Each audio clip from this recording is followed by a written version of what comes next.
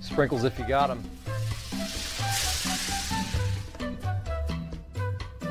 Jack's Donuts, find a location near you, now.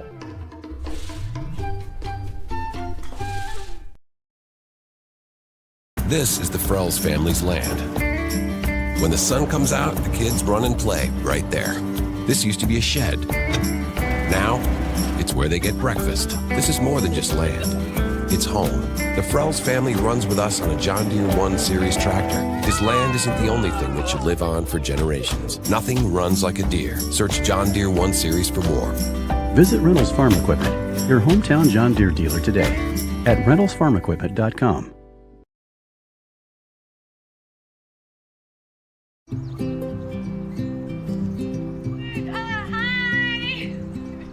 You're good at making big announcements.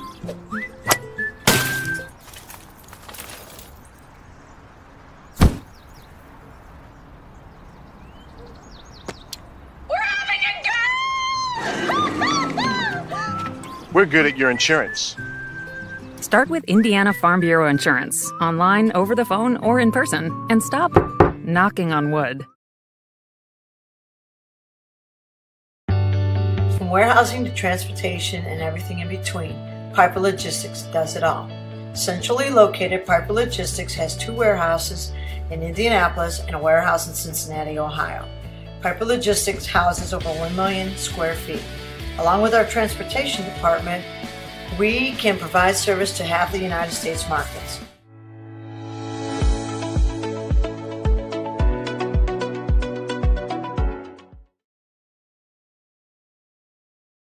Craving comfort, fresh food made from scratch daily? Check out Aspen Creek Grill.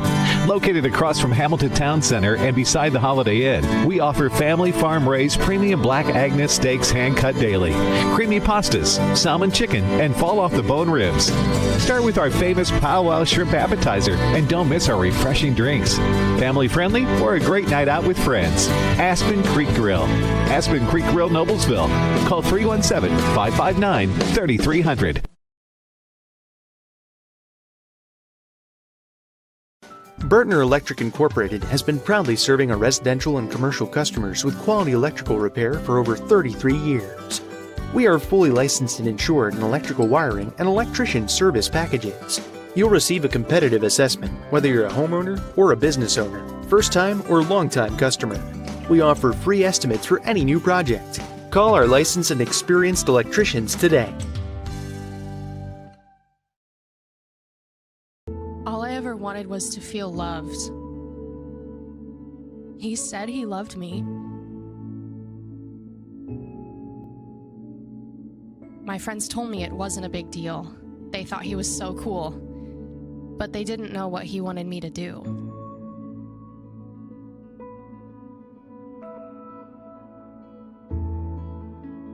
All I ever wanted was to feel loved. You have no idea the kind of pressure I felt to take things to the next level. Things were moving so fast. I was basically the only person in the freshman class who hadn't done it yet. So, we did.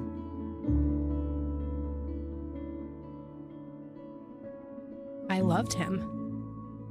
I thought she loved me. My health class had CPR at school. I stayed after class to talk with the instructor about it. They showed me that it didn't have to be that way. They showed me that I get to make my own choices. There is another way. That's the best thing CPR gives you. Another way.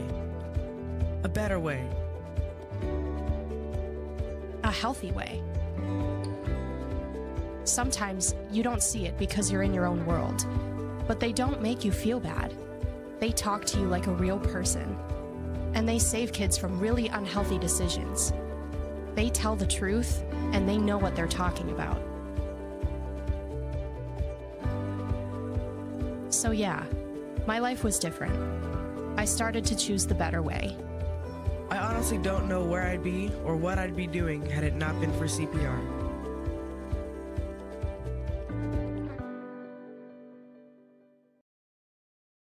You want a career that creates experiences that are impossible to forget.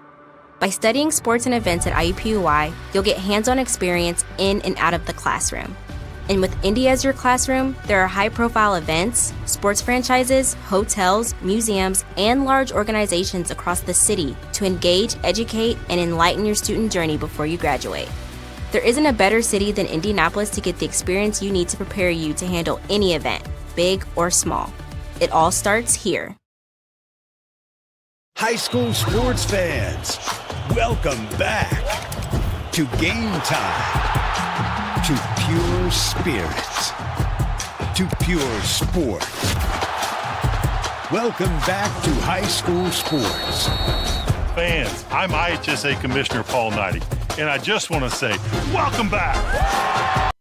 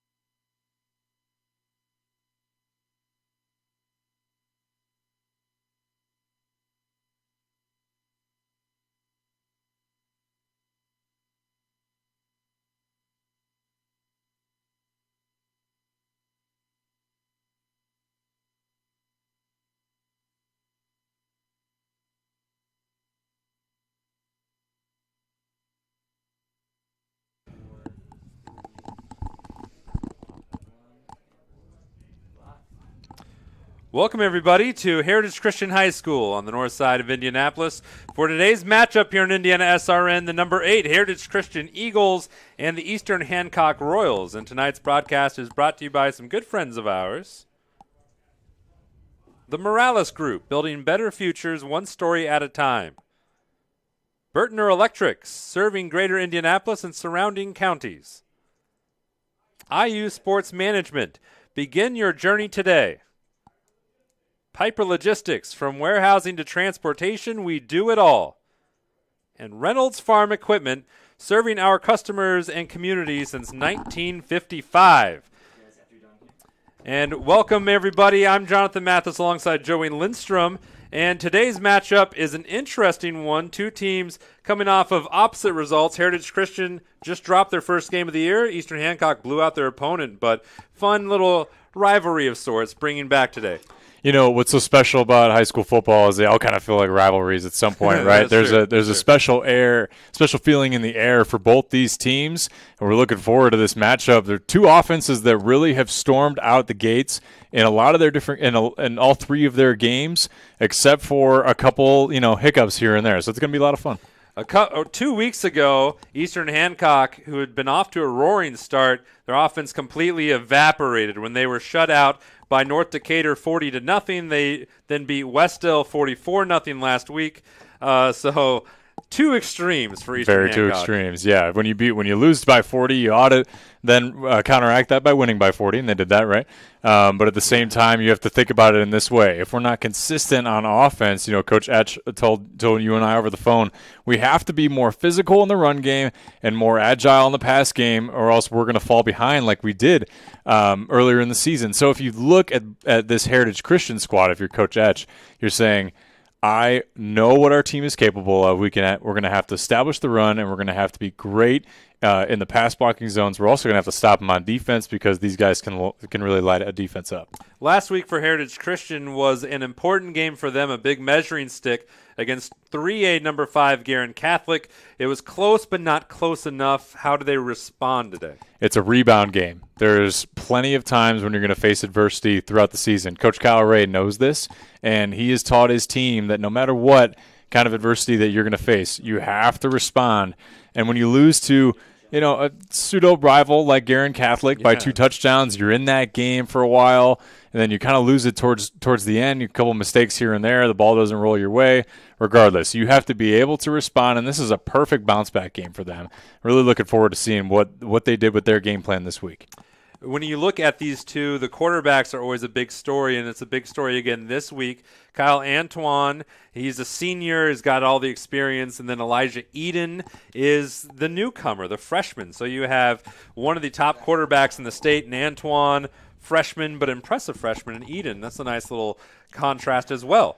And what makes them both so special is not only their talent on the field, that's going to be on display tonight, but also their intangibles that you can't see or hear with the crowd mic, right? There's going to be different things that you see them do, talk to their fellow players, see what they need to do against the defense. It really makes them great leaders, and that's what makes them exceptional players in the field. When we come back, we'll look at our two opponents for tonight's game. It's Heritage Christian and Eastern Hancock on IndianaSRN.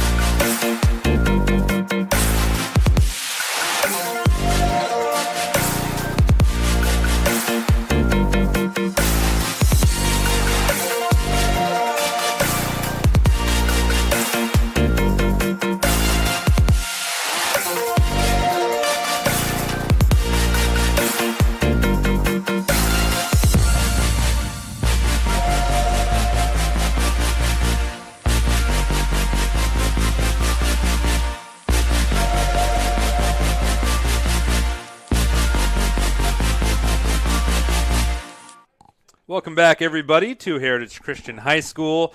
The Eagles of Heritage Christian and Eastern Hancock Royals go head-to-head, both 2-1 on the season. Heritage Christian coming off of a loss to Garin Catholic 35-21. Offense has not been a problem for Heritage Christian this season. They average 42.7 points per game. And at the top of that spear, Joey Lindstrom, is one Kyle Antoine. Kyle Antoine is such a dynamic player and an athlete. He gets it done in multiple ways. He's going to air the ball out. He's going to rush the ball well. We talked about him being a leader before we went to break, but just take a look at his stats real quick. 55% completion percentage, 620 yards through the air, 349 rush yards to boot. I mean, this guy he's so dynamic. He can get it done really from anywhere, and he involves a lot of his fellow teammates as well. He's a player who earlier in the season, before the season began, he said he wanted to improve his decision-making, and he's got all the accolades you could want preseason, then he's lived up to them. And not to mention, he's also very humble about it too. You talk to Coach Kyle Ray, and what he said about Antoine is no matter what, he's never too high, never too low. He's always staying steady, and he's always able to just keep the tempo on this team and measure what exactly they need so that he can match their needs as well. When we talked to Eastern Hancock's Pat Echeverria earlier this week, he said the player he's looking out for the most was number 1, Luke Valerio, who is a wide receiver who's very fast and has caught a lot of eyeballs. Yes, he has 348 yards on the season. He's a guy that they either split out or they could put in the slot as well. He's very good on his quick stops. He can get it in and out of breaks very easily, and he can really make a defender shake away. And he's one of those players that doesn't come around too often in Indianapolis in a small school in a 1A or 2A program, but at the same time, he is very unique in the way that he operates, and it's exciting to watch. Anytime the ball's up in the air, you got to watch out for number 1. On the flip side of the formation for Heritage Christian is their middle linebacker, part-time left tackle, well, full-time left tackle. He double dips. Yep. Colin Thompson brings a lot of experience and leadership to this team. Yeah, Colin Thompson is a workhorse, to say the least. Playing 2 ways is a hard enough job already, but when you compound that with, he has to play offensive line, that is a challenge. So for his entire MO, he is just a workhorse, and we're going to see that on display tonight. We'll take a little break, and when we come back, we'll look at Eastern Hancock and then get you set for kickoff between Eastern Hancock and Heritage Christian next on IndianaSRN. From warehousing to transportation and everything in between, Piper Logistics does it all. Centrally located, Piper Logistics has 2 warehouses in Indianapolis and a warehouse in Cincinnati, Ohio. Piper Logistics houses over 1 million square feet. Along with our transportation department, we can provide service to half the United States markets.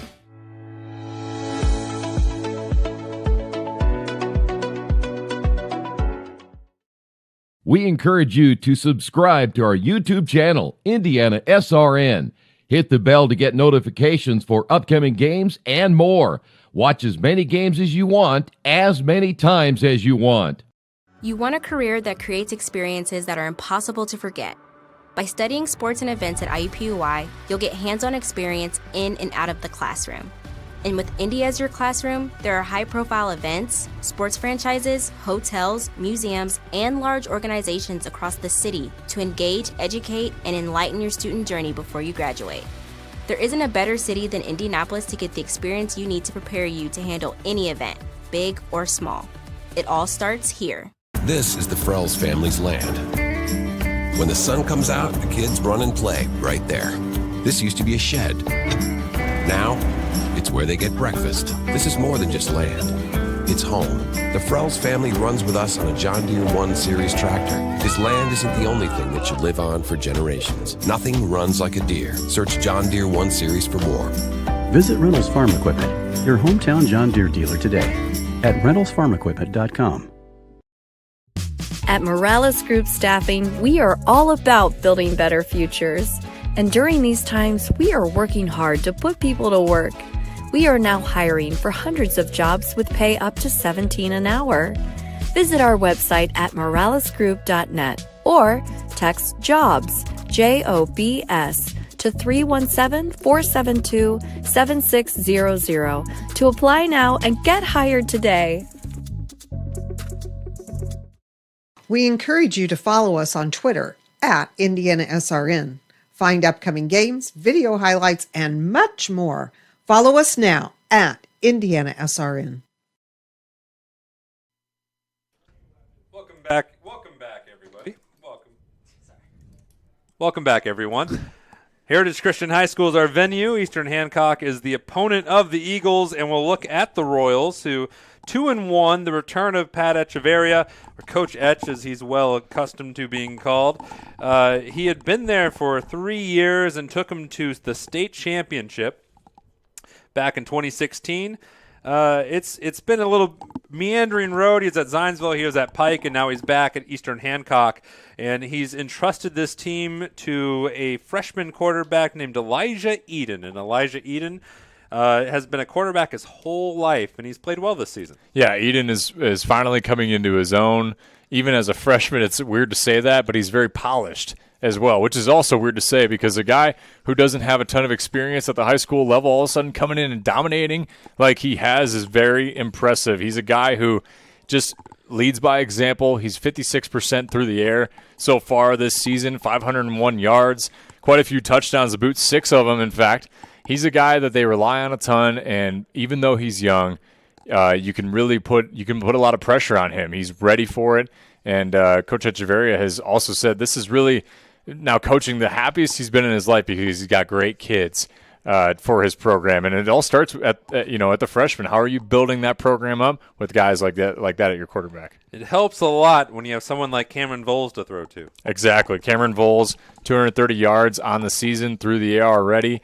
Just very similar to Valerio. He's the guy who can get in and out of his breaks very quickly. He can juke out of anything really and make a defender lose his boots. But at the same time, he's just a guy who works really, really hard to get open, and it pays off for him. I think what's interesting, Joey Lindstrom, is that our 2 top receivers in tonight's game, both under 6 feet, both like around the 5'9" mark. So you have these 2 players on the shorter end who have come up huge this season. Yeah, two little guys that little comparatively at the high school level, pretty average size, right? But they don't jump out at you as guys who can go up and get it, or as fast as they are.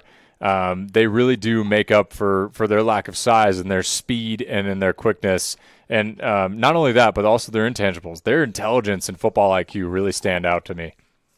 Getting ready for kickoff. Tonight's weather is warm, but I think you could say pretty idyllic. 80 degrees. It'll cool off into the low 70s as the game goes on. You see we're sun-drenched. All the fans, don't worry, they are there, but everyone sits on the near side of the stadium here at Heritage Christian, so no one's on the far side. So if you're looking at, hey, why are there no fans here? That's why. They're all in the shadows. There's no chance of rain, very light wind, and we'll have sunlight until just after 8 o'clock tonight. So for most of this game, probably we'll be under the setting sun as we get ready to begin this game. David Reynolds will kick it off. One of the strikers on the soccer team sends this one down range, and we're underway from Heritage Christian. And off the hop, first return of the game is Dylan Bowman. And Dylan Bowman gets it across the 20-yard line to about the 22, which is where Eastern Hancock will start. Joey, what are you expecting out of the Royals this afternoon? Well, I think Coach Etch was very clear. He wants to run this football as much as he can to start out the game to kind of establish his offensive line as a power in front of this Heritage Christian defensive line, which has experience and is very good. So how can you move yourself into a way where it makes sense for your offense to gain some leverage, gain some yards? Your running back is popping off 9 yards a carry, so may as well give him to the workhorse. We'll go through the starting lineups as this drive continues, but Elijah Eden is the starting quarterback, and he hands it off with a burst of speed across the 30-yard line to Kane Sotelo, he was not the listed starting running back by the Royals, but he is the leading running back, over 245 yards now on the season. Sotelo is 6'3". That is very uncommon for running backs. He looks like a quarterback back there, to be quite honest. Obviously, he's very good at running the football, and he's the type of guy who's going to continue to do that and pop off those big gains. Gain of 13 on the first play of the game. How about the second play of the game? Sotelo looks to improve upon it, and with one juke, he does. Up to midfield, down at the 50. Another big gain, another inside zone split. You have the pulling guard and the tight end coming on the extra block. This guy is dynamic and shifty, and he's going to make you pay for it if you do not wrap up, which Heritage did not do a good job of. Gain of 16 on the play. As you see, our starters, Elijah Eden, the quarterback, Kane Sotelo starting at running back, expecting to see Peyton Spear at times. He's number 32. Cameron Voles is the leading wide receiver. He's in the near side slot, number 12, and we'll touch on the rest in a moment. It's 1st and 10, and why not give it back to Sotelo as he gets a gain of 2. The other receivers, Dylan Bowman, number 9, and Aaron Redmond, number 11. Caden Rubel is the tight end, number 44. They really like him a lot. He's a young sophomore. And the offensive line, Ethan Carter, Logan Hoskins, Jacob Wickard, Braden Hill, Graham Hicks from left to right. Hoskins and Hicks are both captains. It's 2nd and 9. Eden will keep it this time. He has an option to go to Rubel. He'll turn it himself and gets it up to the 45-yard line. It was a great job by Heritage Christian to stay home. Thompson as well as, Wade Wallen, both in that area where he has to basically contain the quarterback. Both those guys do a great job of making sure that they press Eden in, so he has to cut up instead of scramble outside where he has more space. They push him back into the defense. It was a great job staying home. Gain of 3 on the play, 3rd down and medium distance for the Royals. The first 2 first downs, they got this game quite easy for Eastern Hancock. Can they get up and pick up this 3rd? Blitz shown, blitz comes. Sotelo hit immediately and ridden down by Tyler Marsh, one of the 2 main middle linebackers for Heritage Christian, and the Eagles are going to force Pat Echeverria and Eastern Hancock into a decision here. It was a great stop by Heritage Christian and a beautiful work to read the guard's block by Tyler Marsh and come up and stick the running back, and it results in a 4th down. 4th and 3 for Eastern Hancock. They don't punt often. They've punted 3 times this season, and the Royals staying aggressive, true to form. It will be Sotelo, and he can get it. He leans and lunges and looks like he has the 1st down. He does. It's a great work and a great effort play by Sotelo. I think Heritage Christian had him dead to rights. He just pushed forward and reaches that ball across the 1st down line. It's a great play. Sotelo, 6'3", 185, big running back, and he's listed on their roster as a quarterback, but he doesn't run like it, and he's running with a head of steam and with aggression. May have found your 2-headed monster there. 1st and 10. Eden awaits the ball, checks it down right in the middle. It's picked off. Colin Thompson, the star middle linebacker for Heritage Christian, steps by one, lowers his shoulder through another, and is inside the 25. A beautiful play by Thompson to read the quarterback's eyes and jump right in front to get that interception. Not to mention a very athletic play for a guy who also doubles as an offensive lineman, by the way. And it's a great job by Heritage Christian's defense to apply pressure to the quarterback, put Eden in a pickle there, and he sends one over to Thompson, who picks it off. And fantastic field position for Heritage Christian at the 22-yard line. And that is exactly what you don't want to give Kyle Antoine, one of the top quarterbacks in the Indianapolis area. Almost 620 yards passing. He'll hand it off to C.J. Opper, the backup running back, who's now the starter, and he has a 1st down. The run games for both of these teams looking good in the early going. There's a great block on the outside there by the pulling guard, Timothy Jackson. Number 57 there, big guy. He pulls, immediately finds a defender. Opper does a great job of reading his blocks. He's very patient back there, and he goes ahead and gets it on the outside. It's Antoine and Opper as the backs. The wide receivers, Luke Valerio is number 1. Daniel Palaconda is number 10. Christian Dora number 3.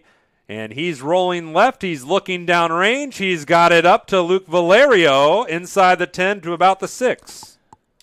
Just a simple smash route on the outside. Valerio, I think, was running a whip. Hard to tell with our camera, but regardless, he gets a great completion, couple yards ahead. And as long as you're staying ahead of schedule with if you're Heritage Christian, this is going to be a great opportunity for you to punch it in. It's a 2nd down and 5. Antoine, always a threat to run in these types of situations, sends Isaac Jones in motion, hands it off to Opper. Opper it all opens up for him, and touchdown, Heritage Christian. It's 6-0. There's another great block by Timothy Jackson. He pulls once again, gets the reach on his defender, and Opper did a great job again of being patient and sending it through the goal line. A great drive after the interception by Heritage Christian, and now you're up 6-0 early after it felt like Eastern Hancock was going to begin this game with that established run. They popped off 2 carries above 10 yards, and all of a sudden you stop to shoot yourself in the foot. And now Heritage Christian takes advantage. That last one, 6 yards for C.J. Opper. He's got 16 on 2 carries. The snap is down, the kick is up, and it is a false start. Can't have that. Makes it a little bit tougher on your place kicker. But regardless, I think you're in good hands there with Brock Buckland. Yeah, 6-0. Extra points have been a bit of an adventure for Heritage Christian so far this season. Reynolds has been reliable. He's got a good leg, but they've had some issues protecting it at times. Sure. So we'll see now from a little bit deeper, longer distance away. Antoine to hold. Reynolds to kick. And she's up. And good. It's 7-0 Heritage Christian here on IndianaSRN.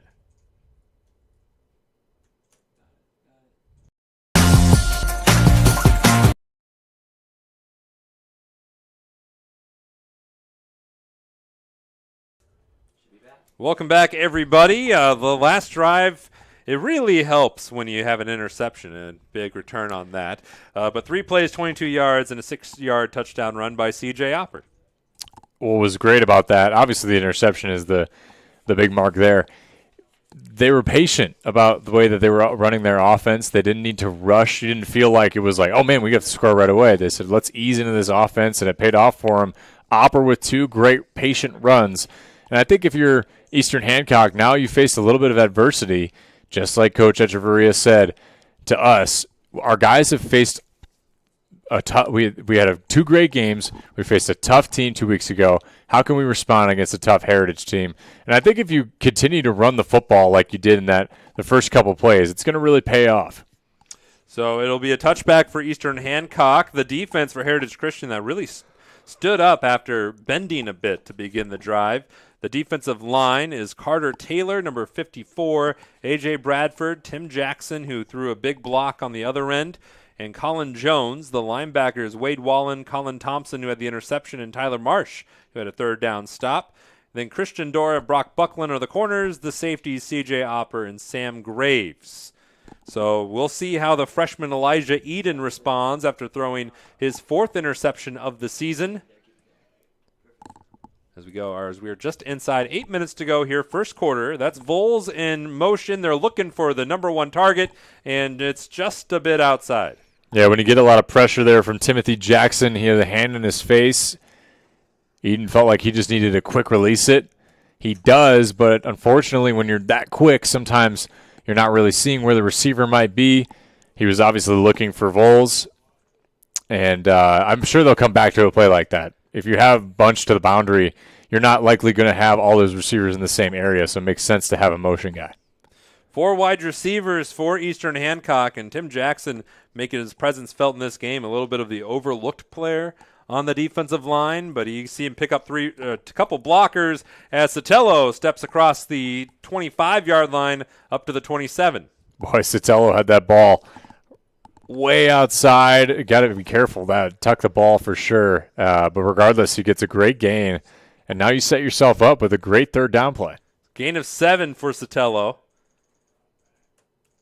Now third down and reasonable. Sotelo powers through, has the first down, and almost up to the 40-yard line, down at the 38.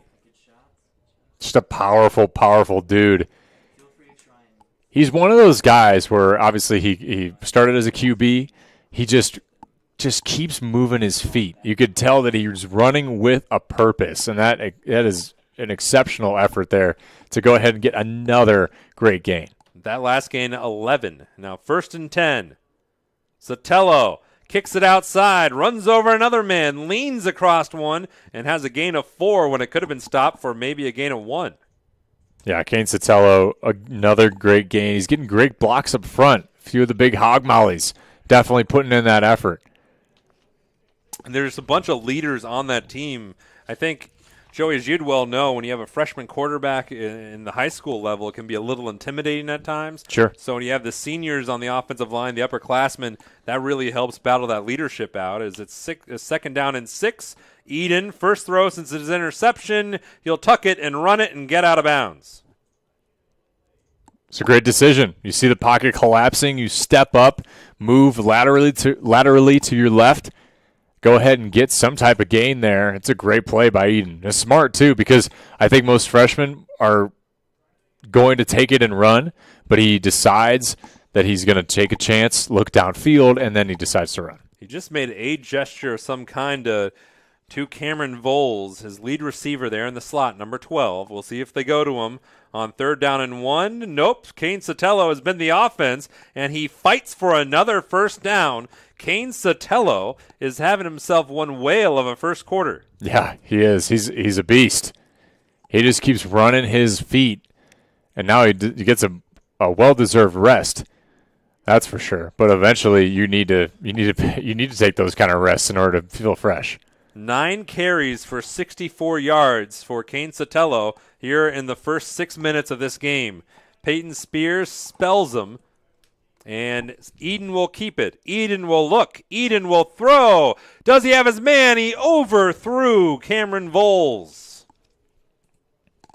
I do like the look. Have the sprint out. Have Voles on that sort of fade over to the corner.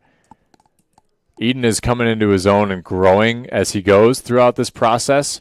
And this is a great first year for him to really figure out what kind of things he needs to continue to work on. This is the best exposure for him, getting at the varsity, getting experience at the varsity level, having the confidence to step in there as a freshman. It's very impressive, and he's going to have throws like that where he might want to take a little off next time, but now he knows, right? He's going to be able to learn that. We have a timeout on the field. We'll take one, too. You're watching IndianaSRN.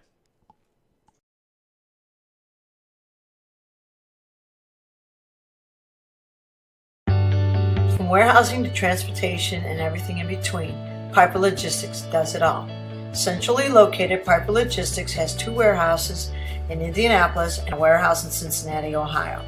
Piper Logistics houses over 1 million square feet.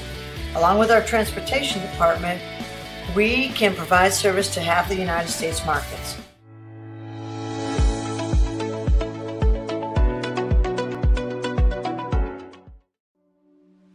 Can't get to a computer? Then we've got you covered. Just go to the IndianaSRN app and stay up to date with all of your favorite teams. You can watch live coverage or relive the experience with our on-demand service.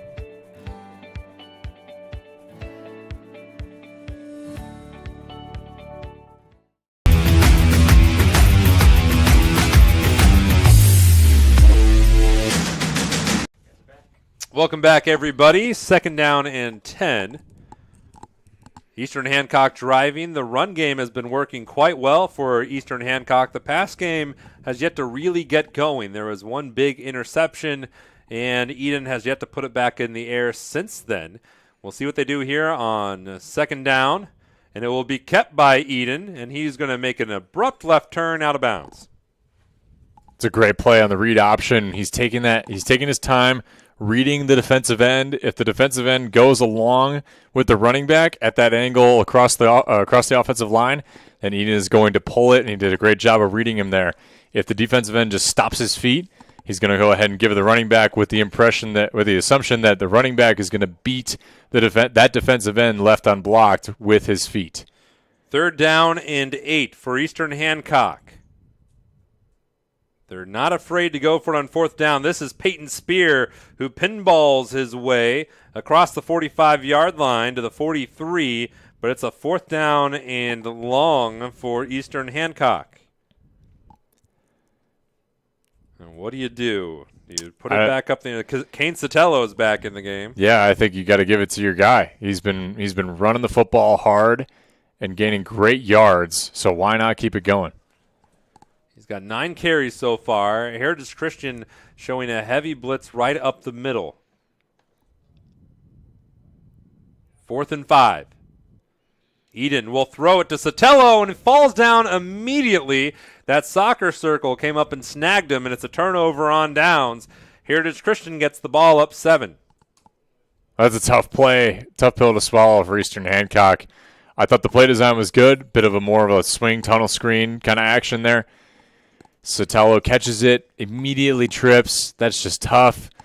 Tripped up by the turf monster there. I think if you're looking back in retrospect, you run that play 1,000 times in practice, and all of a sudden it doesn't work now. I bet they come back to it later on. Now we'll see what Heritage gets to do here.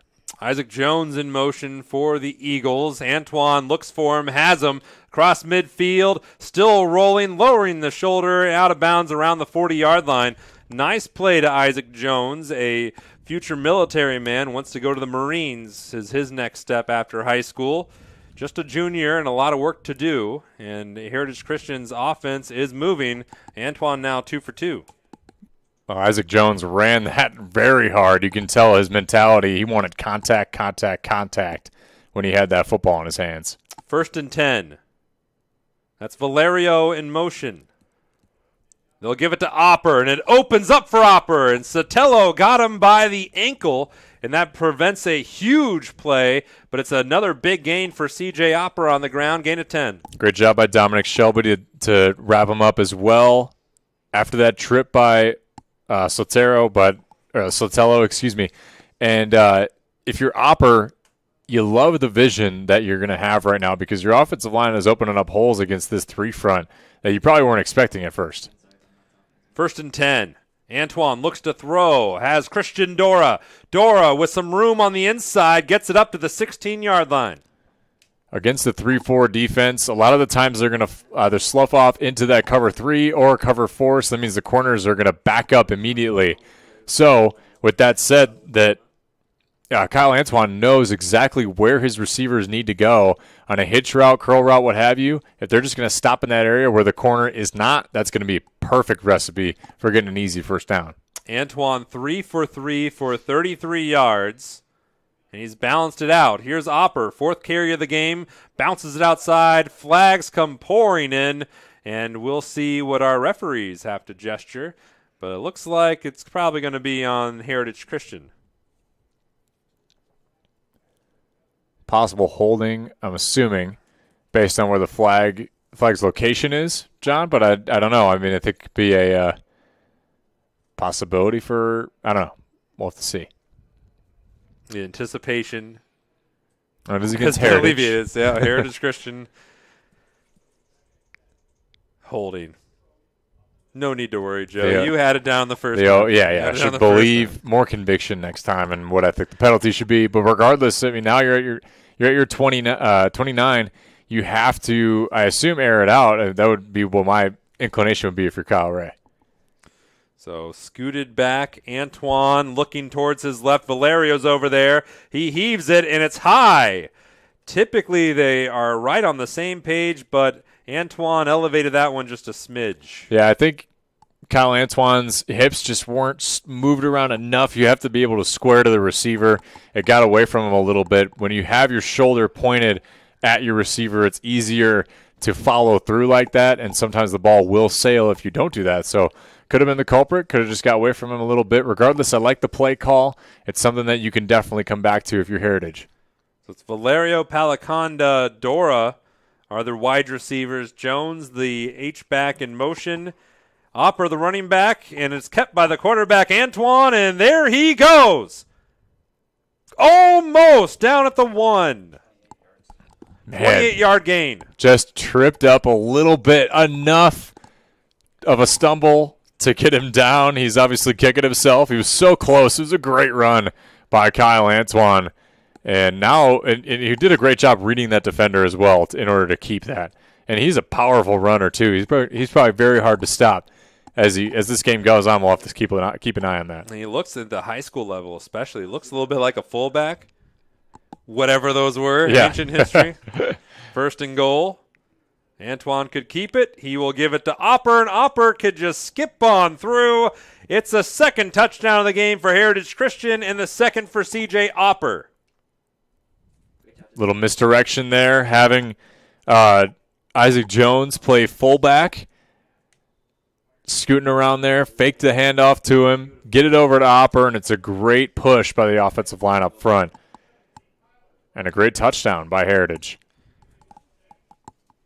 Fifth touchdown of the year on the ground for C.J. Opper. Started the year as a wide receiver, and then the injury to starting running back Jalen Bonds in the second game of the year. Broken collarbone against Shenandoah. Moved Opper to the starting running back, and he has cashed in just in the tune of tons of yards. Multiple touchdowns last two games. The kick is good. 14-0. Heritage Christian on IndianaSRN.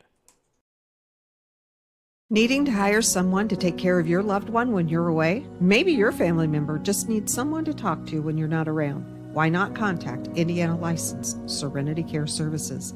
Call Angela, owner of Serenity Care Services, at 317-900-6202. Our team of trained and experienced personal care providers are licensed to serve seniors requiring companion care and light housekeeping services in Indianapolis and its 5 surrounding counties. Call us today at 317-900-6202. Now hiring qualified applicants.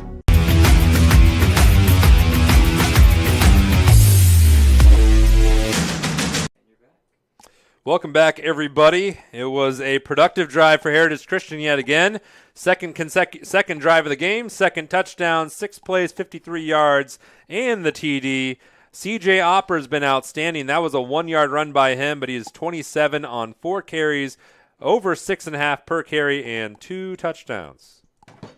You know what's so special about him is the way that he patiently operates behind the line.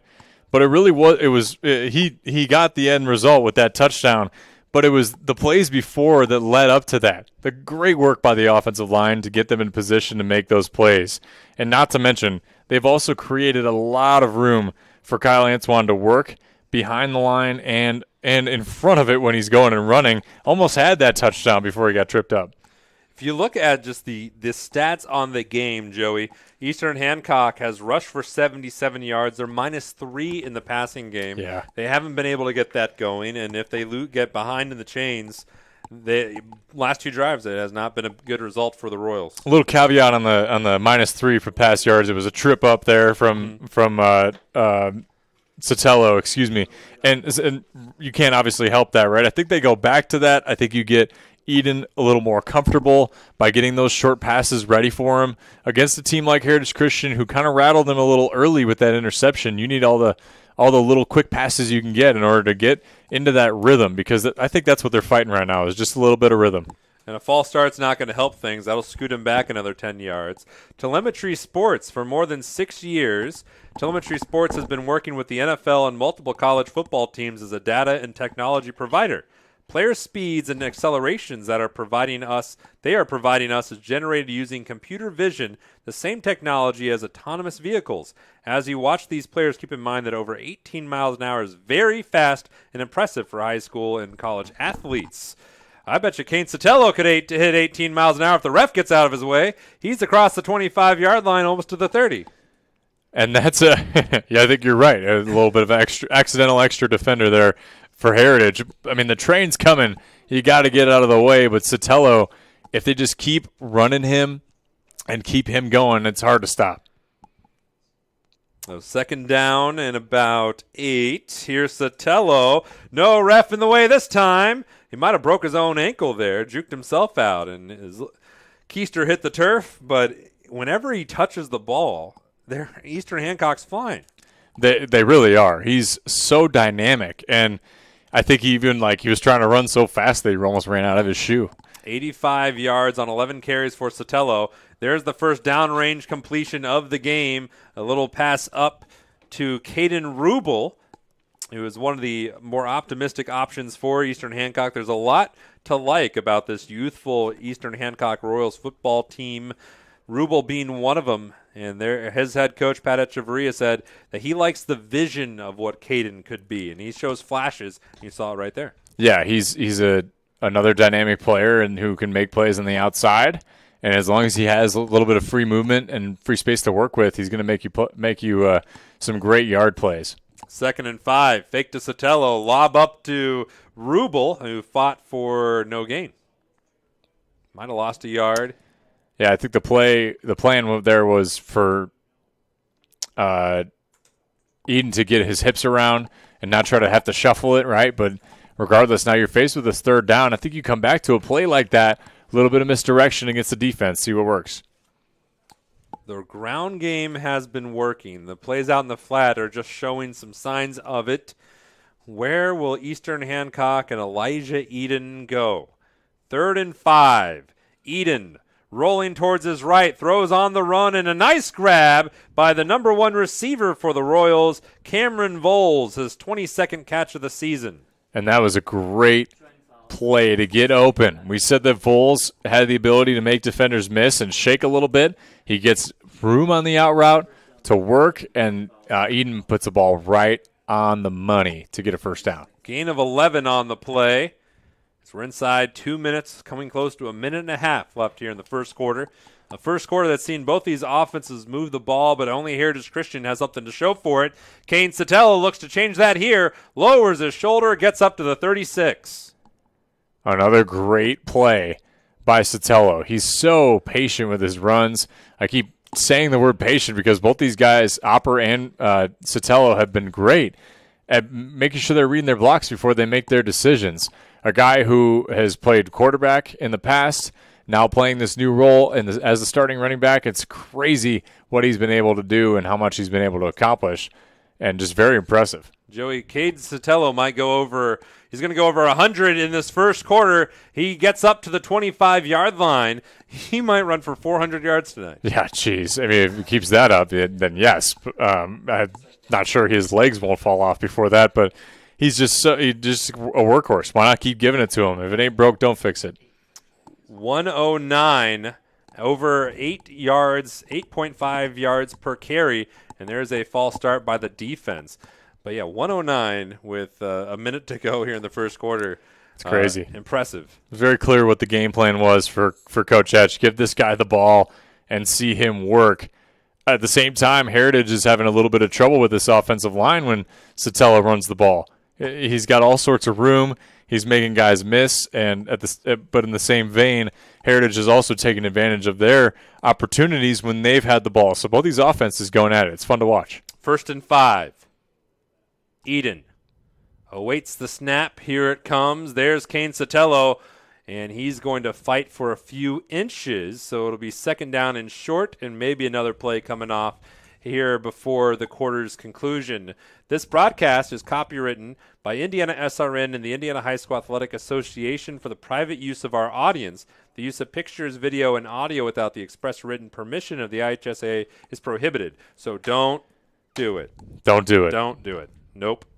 We're going to go to the end of the first quarter, and here Eastern Hancock is moving the ball. So we'll see where they pick up in a few seconds here on IndianaSRN.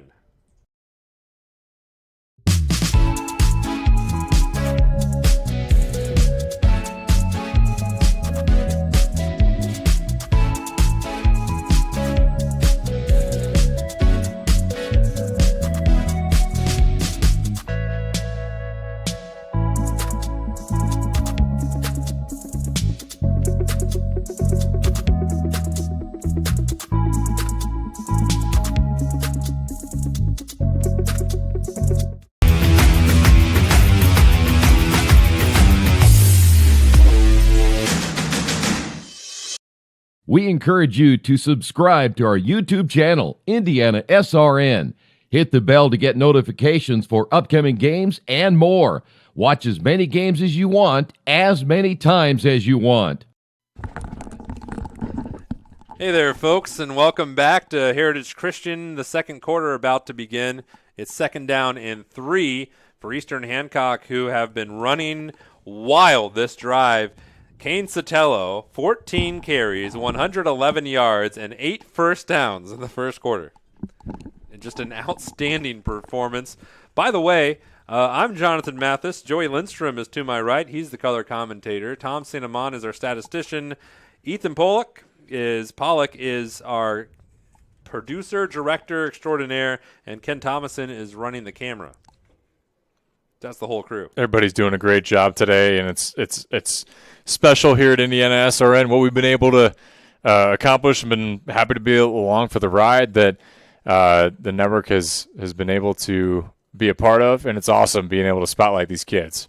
And we'll see. Eden is our spotlight right now, but he was also in the sights of Carter Taylor, who's barreling down on him for a loss. Yeah, Carter Taylor making up for the offsides penalty earlier, gets his sweet revenge on that mistake, and he makes a great pursuit play, tackle for loss there. I don't think it'll be credited as a sack. Well, maybe it would be since it was the quarterback. Regardless, it was a great play to set a little bit of momentum here for your next defensive play. 3rd down and longer, and this has been the only thing that's slowed up Eastern Hancock in this first half has been 3rd downs. Can they capitalize? Eden, a little off-center snap, gives it to Kane Sotelo, and he slaloms up to the 25-yard line. Can't tell if he got the first down or not. It looks like he's just shy. But regardless, still a great run. Why not give it to your guy? He's been great all night, obviously, surpassing over 110 yards in that first quarter. So Sotelo will wait for the snap. 4th down and 1. Huge play. Sotelo is engulfed. He tried to lean forward, but he was just covered. And Heritage Christian Eagles, and another drive for Eastern Hancock that was so productive comes up empty again. You know what stinks about that too is they've run that play so many times and Heritage hasn't been ready for it. If you're Eastern Hancock, but if you're Heritage, you finally made a stop on that play when it mattered. 4th and 1 in the red zone is a huge swing now. If you're Heritage, now if you're Eastern Hancock, back a little bit more against the wall, how do you operate now as your defense and stop this Heritage Christian offense that has done very well so far? Heritage Christian has been able to do whatever they will, and we'll see what they are able to do here with a much longer field. It's Christian Dora, and he's wrapped up immediately on the play. Aiden Trueblood on the tackle for the Royals. This will be 2nd down and 8, a gain of 5 on the play by Christian Dora and Heritage Christian. So 2nd down and 5. Clock running. Antoine, who's been accurate today. I don't think he's thrown a incompletion yet. Hands it off to Opper, and Opper, with a great burst of speed, is tripped up, but not before he gets to the 35-yard line. Another big play by C.J. Opper and Heritage Christian. Gain of 12. It was great work by the offensive line, pulling guard there. Opper follows, and he does an awesome job of keeping his feet moving as he's getting tackled. 1st down and 10. Valerio wide to the top of your screen. Dora wide to the bottom. Palaconda in the middle slot. They're looking towards him, and they hit Daniel Palaconda, and he's driven backwards, but he got up to the 40-yard line. A nice little gain there on 1st down, and it brings up 2nd and reasonable for Heritage Christian. It was a great job wrapping up by Garrett Shaw. And when you're Heritage Christian and you have those little passes that you can just dig to your receivers, it makes a world of difference trying to battle 2nd and 5 versus a 2nd and 8 or 9 or 10 if you threw an incompletion. And now against the 3-4 defense, you have really everything opened up if you're Heritage for those hitch routes. Antoine now 5 for 6, looks downfield, and he has Palaconda, and he tumbleweeds across the 15-yard line. A big pitch and catch there from one senior to the junior. A crazy rocket of a pass there by Kyle Antoine and a great haul in by Peliconda. What a catch. He focused on that ball as it came into his hands and made the play. Gain of 35 on the play, and Heritage Christian, they took flight, and the Eagles soared, and it's 1st and 10 from the 16-yard line. Antoine, who's been fantastic today, will look over towards his right. Scampers out of bounds, gained a few. Didn't see anything he liked and took the ball and ran. Nothing wrong with that at all. And a great sight and patience by him. And it was a gain of a couple, but a smart play by the Heritage Christian quarterback. You see him conferring with Kyle Ray, who was a quarterback in college at Franklin College. He had a prolific career with the Grizzlies, and now he's had an impressive career with Heritage Christian. Multiple, not only winning seasons, but highly winning seasons for the Eagles. And here's a handoff to C.J. Opper, and Opper down the right side, tight ropes it, steps on through, and no, he stepped out of bounds at the 3. Tim Jackson didn't believe it, but a referee said this is where he stepped out, and the Eagles have a new set of downs, 1st and goal. Would have been his 3rd touchdown of the game. Opper is just a great runner of the football. I'll tell you what, I really thought he was close to being in. It was just a matter of centimeters, really. Every time C.J. Opper has touched the ball, Joey Lindstrom, he has either scored a touchdown or ran for a 1st down. And he's going to have a chance to do it again. Crazy.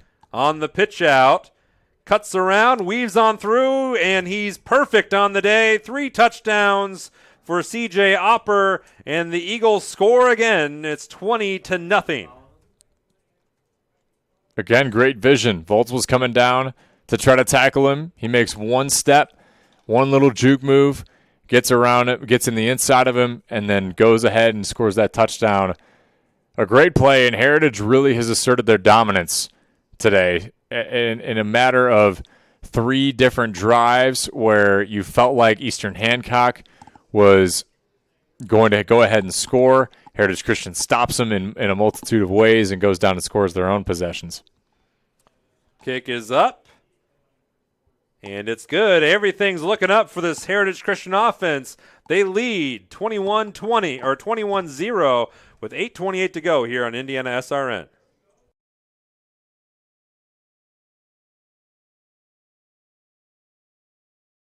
Burtner Electric Incorporated has been proudly serving our residential and commercial customers with quality electrical repair for over 33 years.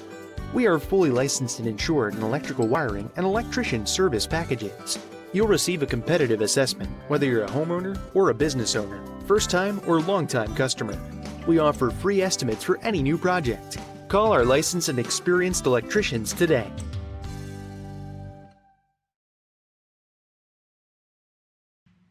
Can't make it to the game? We've got your back. Just go to www.IndianaSRN.org and tune in to all of the live action, or go to our on-demand service and relive your favorite moments.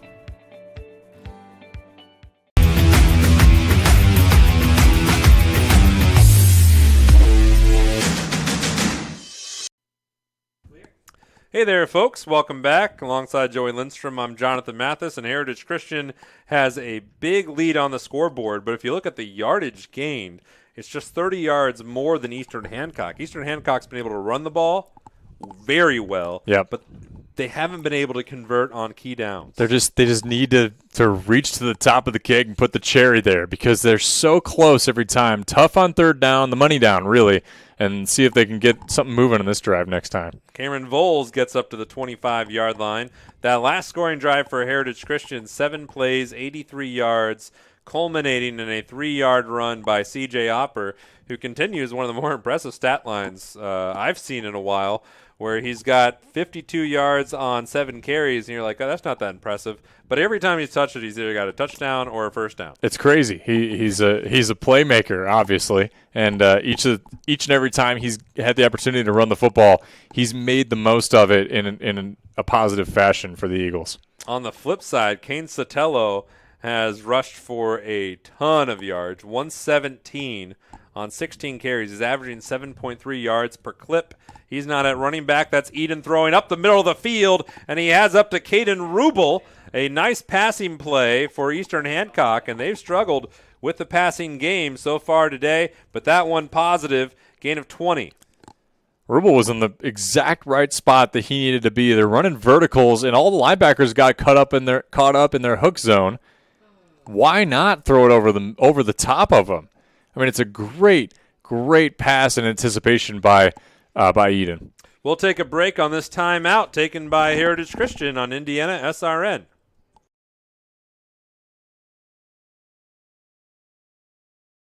You want a career that fuels your passion for sports and physical activity. IUPUI School of Health and Human Sciences offers that and more. You'll have insider access to sports, fitness, and exercise science professionals and learn from faculty with years of industry experience. And with Indy as your classroom, you'll study next to world-class sports facilities, Olympic governing bodies, the NCAA, and the Indianapolis Motor Speedway. There isn't a better city than Indianapolis to get the experience you need to launch your sports industry career. It all starts here. Can't get to a computer? Then we've got you covered.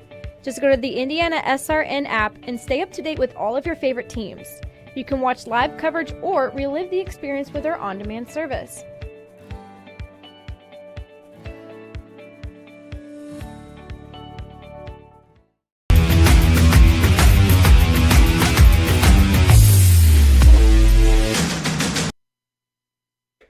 Welcome, everybody. 1st and 10, Ethan Eden now 5 for 8, 1 pick thrown and a fumble, and that's going to be fallen on by Spear, so that'll be some lost yardage, and this puts Eastern Hancock in their typical predicament today.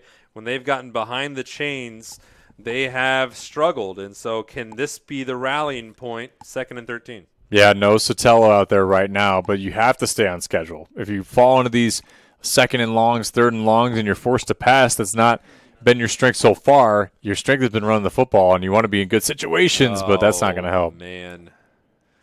Just one of those drives that's turning out. Now it'll be 3rd down and longer as Eden had to snuff that one out. So 3rd down and 18 for Eastern Hancock. They just completed a pass for 20 yards to Caden Rubel, which got us talking, hey, that tight end, he is looking pretty good. Yeah, he is. If you can hit him over the middle like that against the zone scheme that Heritage Christian runs, it's going to pay off for you. Here's Cameron Voles. They're going to try to use his speed, and with a darting motion, gets it close to the 50-yard line. It's a good gain on 3rd down and long. Should bring up 4th and reasonable if Eastern Hancock opts to go for it, and as they've done so far today, they probably will. 4th down and 8. Spear at running back. Voles is the one hobbled at the top of your screen. Further up there, that's Aaron Redmond, who has 5 catches this season. Close to 6.5 to go here in the 2nd quarter, and another pivotal 4th down for Eastern Hancock. They've converted one of them, but not enough. Trying to draw Heritage Christian off sides, and they're going to call the timeout, which lets us talk about our friends at Serenity Home Care. Serenity Home Care's services is an Indiana licensed personal agency and Medicaid waiver service provider in Central Indiana. We are the friendly, competent, experienced team of caregivers you've been seeking. Contact us today at serenitycareservices.net. We're keeping an eye on other things going on around the state as this game rolls along. Joey, we saw a couple scoreboard over there. What catches your eye?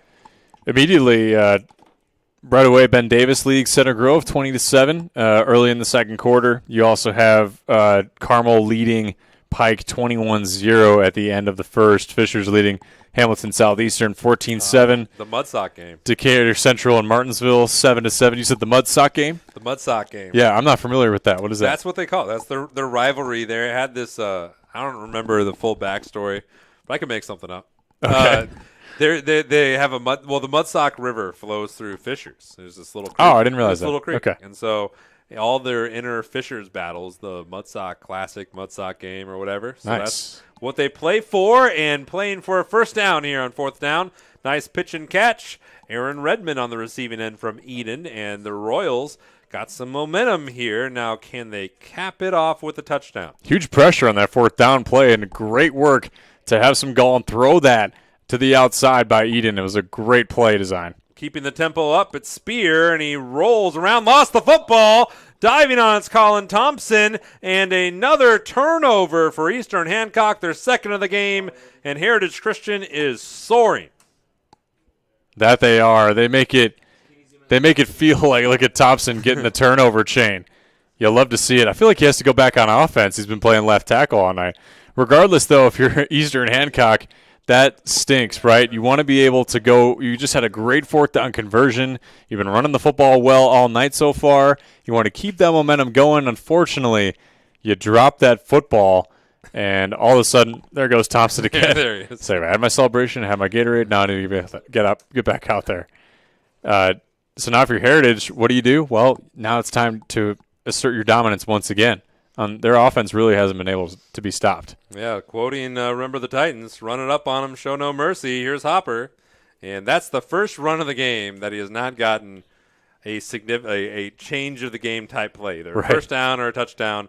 Hopper held to a gain of inches. Yeah, he's been great all night so far. We mentioned he's got 3 touchdowns already if you're just joining us. But I think it's a good sign if you're Eastern Hancock that you haven't been that you didn't give up a big rush there on first down after a great momentum play by Heritage Christian. 2nd and 9, and that's being generous. Almost 2nd and 10. Antoine confidently throws it. What a grab by Dora. He had to fight that one out of the grasp of the defensive back for Eastern Hancock, and it's a first down for Heritage Christian. Yeah, Caden Willis was trying to jar that ball loose. Christian Dora holds on to it. It's tough when you get arms tied up like that. You have to kind of take it away like you're fighting your brother for a toy or something like that. It was a great way to grip it and rip it away by Dora and get the first down. 3 catches, 32 yards for Dora. 1st and 10 on the Eastern Hancock side of the field. Antoine dealing at quarterback. 5 minutes to go. Jones in motion. Blitz coming. Antoine not hurried and pummeled. There's a flag down. We'll see what that's on. But coming in with anger was Dominic Shelby. Did he get him in the helmet? We'll see what's on. Or it looks like everything's offsetting. So that's just one that will only go down in the body scorebook for Antoine. So holding on Heritage Christian. Penalty declined. Or no. Was the opposite. Well, regardless. So not offsetting. It's just not offsetting, just declined because of the sack. So it's a great play by Dominic Shelby. You're right. He did come in there with some anger. It was a great pass rush out the gate by Eastern Hancock and a great way to finish him off. Yeah, loss of 7 on the play, which is 2 more yards than Eastern Hancock would have got if they accepted the penalty. Antoine lets this one fly downfield. Running under it is 2 guys, and it was almost picked off by Garrett Shaw, the sophomore. So it'll be 3rd down and long for Heritage Christian. And Eastern Hancock's defense finally in position to maybe get off the field here on a 3rd down. Yeah, it almost feels different, this possession. They're looking like they're playing more fundamental and disciplined football right at the gate, at the line of scrimmage. They've been able to get around some offensive players, some offensive linemen. Heritage Christian's line relatively undersized, and I think Eastern Hancock is realizing that now that they can take advantage of that. Storyline of the game, Luke Valerio, only 3 targets, 1 catch, 6 yards. Here's Dora, and Dora zooms down the sideline across the 35. It's a great play. Quick wide receiver mid-screen, basically a tunnel screen. I mean, he gets space and just gets moving.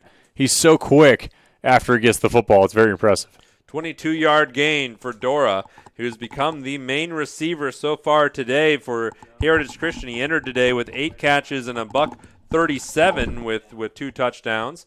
But he has been the leading receiver for the Eagles here against Eastern Hancock. And now here's Antoine, dangerous on the run, skips in, leans across, still moving, falling at the 5. Boy, what a great run. The dude just can see everything on the field and kind of anticipate. And he made some nice moves, gets around, makes a juke, tries to almost swim move his way to get into open space. It was a great, great play. 28 yards on that carry. He's got 52 on 5 of them. And so he'll talk it over with Kyle Ray, get the little quick breather, swig maybe of water. Yeah. Looks like this one's actually coming back, Jonathan. Oh, what a bummer after all that effort by Antoine. So the ball will be marked on the 16-yard line. Have to assume it was holding based on where the ball is placed. Or the 26-yard line. Yeah, 26, so it had to be a downfield hold of some kind. It bites if you're Heritage Christian. Something after the play. It looks like it's could be. Yeah, the first down marker up. It's like 2nd down and 2. And it will be Opper gets another first down up to the 16-yard line. It's a good run by Opper in response there. And there's another flag down. Yep. And we'll see what this one's on. After Heritage Christian they've had a couple plays that have been called back over the course of the season. A few big ones to Luke Valerio in the opener, and now hold again on Heritage Christian, and you can see the shrug of disbelief by Carter Taylor, and that's the conversation with the referee and Taylor. I guess a little difference in opinion on the play. Yeah, he's explaining to him that he got his hands inside, but he was just a little too handsy, trying to bring him down, rope him down with his hands, and that can always be attributed to a holding penalty. So got to be careful with that. So 2nd down and 8.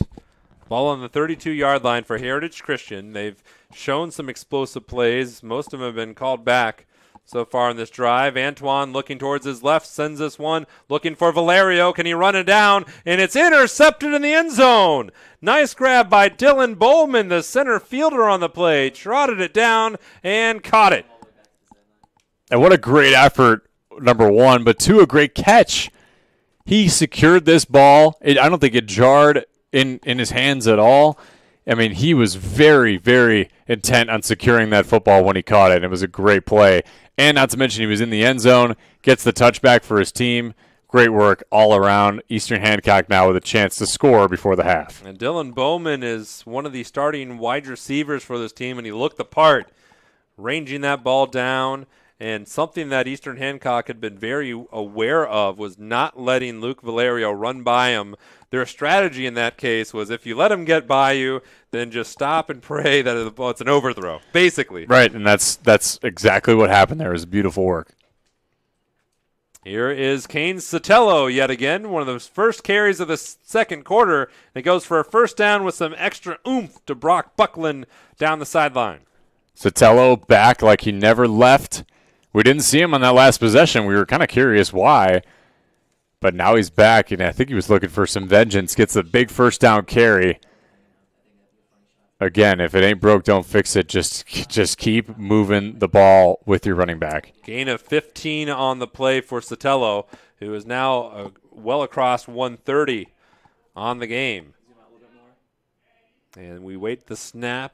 Eden Sotelo finally able to secure it. One stiff arm and blows away and rallies up to the 45-yard line. Tam's Sweet and Savory Cafe, a great atmosphere for breakfast or brunch, open Wednesdays to Sundays from 8 a.m. to 2 p.m. Tammy and her staff are waiting to serve you and your family. Try the biscuits and gravy or a quiche. Coach recommends the BLT. Tam's located at 6427 Oaklandon Road in Indianapolis. 2nd down and 1.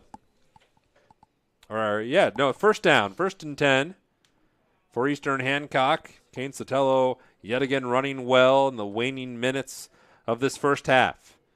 Eden lets her fly downfield, bobbled. Oh, did he grab it? You better believe he did. That is Cameron Voles, the juggling act. Crazy to focus like that. Off the deflection, gets the catch, secures it for 25 yards through the air. An amazing play for Eastern Hancock. Inside 3 minutes to play. The Royals finally cooking. Here's Kane Sotelo. Sidesteps one and lunges forward, and using that big 6'3" frame, gets it close to the 20-yard line. What better way to respond after a great passing play than to just run the football like you have? Heritage doesn't quite have an answer for Sotelo every time that he runs the football, so you may as well take your chance and just keep giving the horse the feed, right? I don't know the right expression on that one, but just keep making feeding the it horse up. the oats. Yeah, feed the horse. Carrot, oats, whatever. Yep. Second down and short. The 9-yard gain by Sotelo. He's going to get it again, but a flag will stop everything. Yeah, Voles just jumped the gun a little bit there. Doesn't help to get down 2nd and 7, but regardless, I think you have a good game plan here. If you're Eastern Hancock, you got plenty of time to go down and score. You're within the 30 in the scoring zone. Depends on how you want to play your cards here, but I like what they have going on the run game, and that's obvious because it's been working for them. 2nd down and 7. No quarterback. It's all Kane Sotelo. He is a threat to throw. He doesn't do it very often. He will run this one, kicks it inside, lunges across the 20-yard line, and the chains will move again. Kane Sotelo continues to be the Superman of this Eastern Hancock offense. He has 157 yards on 20 carries. It's just crazy. 11th first down that he's rushed for, and he stays in at quarterback. Have to imagine it's going to be a similar school of thought here. That's Voles in motion, kept by Sotelo. It opens up here on this near side. Where can he go? Steps through a tackle by Thompson and fights his way to the 10-yard line. Colin Thompson, by perspective, was an all-city linebacker last year, and Kane Sotelo couldn't care less. I don't think Kane Sotelo cares. Whoever is his opposition, he's going to try to run around him or through him. And another great counter play. You see the offensive lineman and the tight end there pulling to get open on that counter to get him some room, and he gets a well-earned rest here for sure. We'll take a timeout. There is just over 96 seconds to go, as you see, second quarter on IndianaSRN. Becoming a licensed sports official is a great way to make a positive difference in the community and support the over 160,000 Indiana student athletes that participate across 22 IHSAA sports. Sports officiating allows you to stay connected to the game, become a role model for our young student athletes, earn extra money, and support the patrons and communities of our IHSAA member schools. To learn more about becoming a licensed IHSAA official, log on to ihsaa.org/officials today.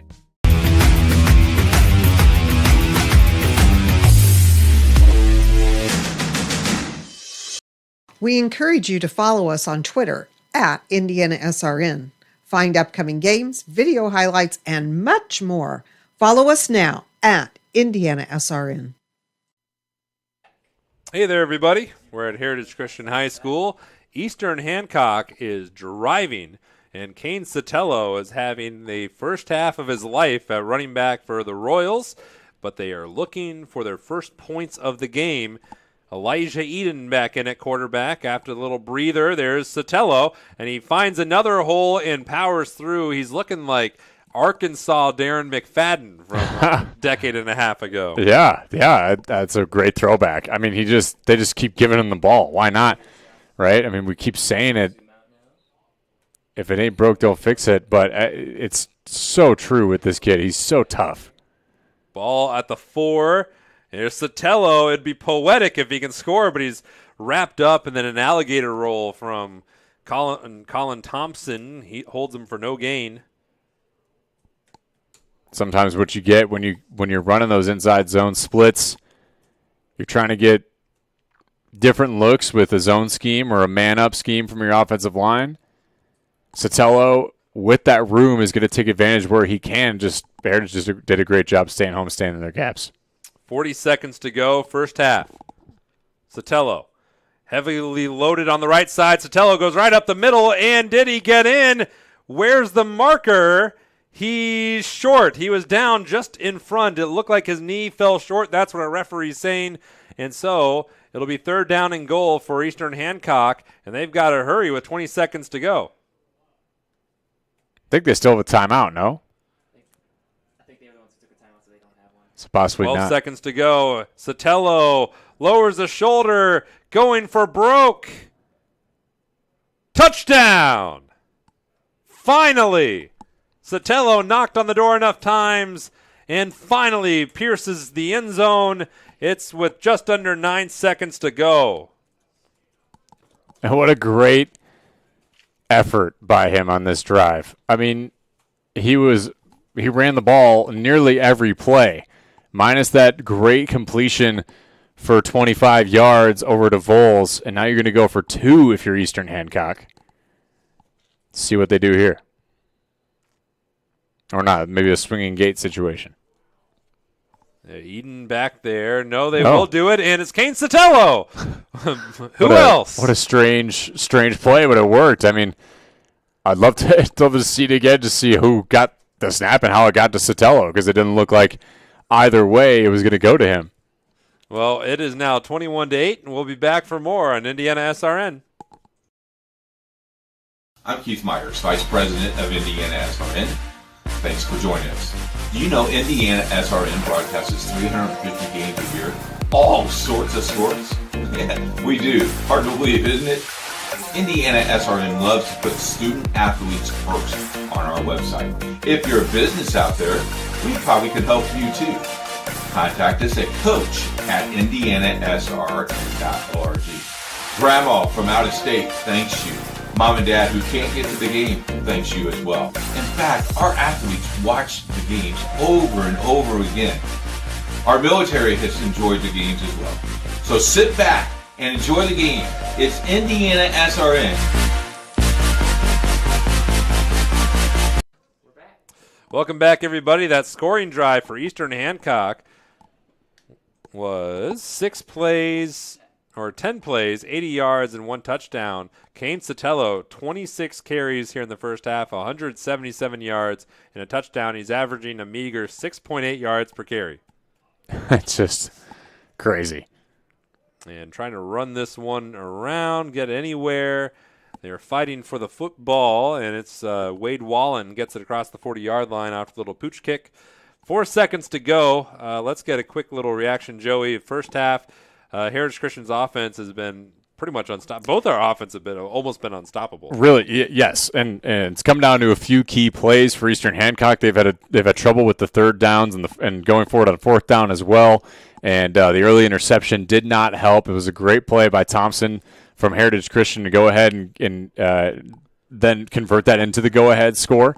And not to mention Heritage Christian, like you said, Jonathan, they've been unstoppable relative to what they've been able to do with the running game and the passing game. While we have a timeout here, let's check that out-of-town scoreboard yet again for these games on IndianaSRN. Cathedral with 50 seconds to go in the first half. Have you seen this score? I just peered over your shoulder, yeah. Yeah, it's a close one. Cathedral's leading Bishop Chatard 35-0. Fishers and HSC is tied at 14. New Pal leads Mount Vernon 20-0. Ben Davis 20-14 against Center Grove. You mentioned the battle for the Mud Sock. The Mud Sock. That is tied, of course. And looking for that Carmel score we had earlier. New Pal apparently just scored 28-0 is what we're seeing here as well.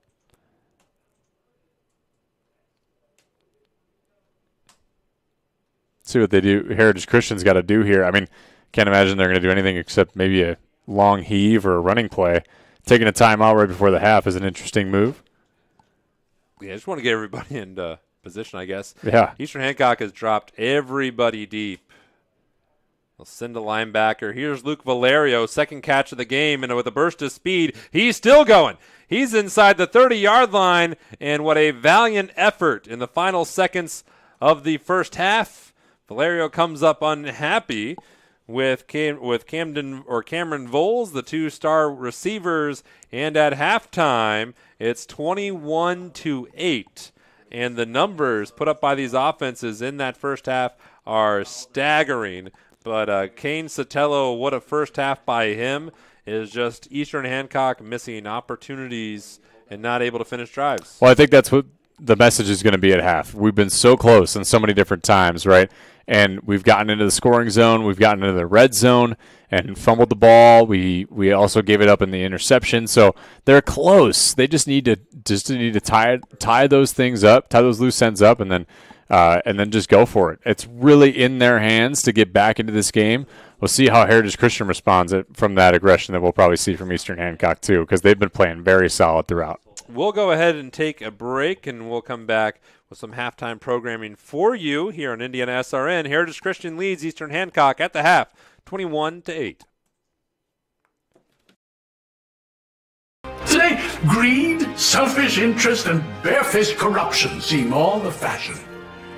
America needs great men of tolerance who can give honest debate to the great issues of the day. I'm seeing mostly squabbling, men squandering their time, being wolves to one another. Yet, I'm not without hope. We still have Freemasonry. Yes, the same Freemasons that helped create this country have always provided great men when needed. And today, in every city and town in America, Freemasonry is still providing that special place where young men can find their greatness and accomplished men can give something back. Yes, in this time of great hope, it is my hope that America will see that Freemasonry is a national treasure that cannot be separated from our country's future. You want a career that creates experiences that are impossible to forget. By studying sports and events at IUPUI, you'll get hands-on experience in and out of the classroom. And with Indy as your classroom, there are high-profile events, sports franchises, hotels, museums, and large organizations across the city to engage, educate, and enlighten your student journey before you graduate. There isn't a better city than Indianapolis to get the experience you need to prepare you to handle any event, big or small. It all starts here. Becoming a licensed sports official is a great way to make a positive difference in the community and support the over 160,000 Indiana student athletes that participate across 22 IHSAA sports. Sports officiating allows you to stay connected to the game, become a role model for our young student athletes, earn extra money, and support the patrons and communities of our IHSAA member schools. To learn more about becoming a licensed IHSAA official, log on to ihsaa.org/officials today. I am Heritage. Heritage Christian. We are Heritage. I am Heritage. We are Heritage.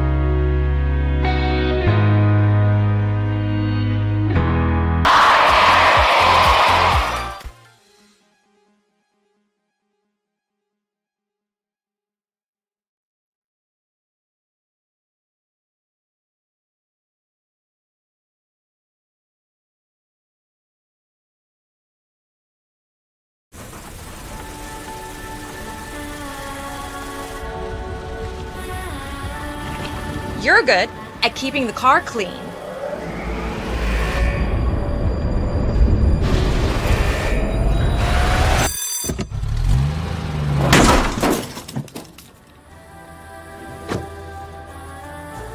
your insurance.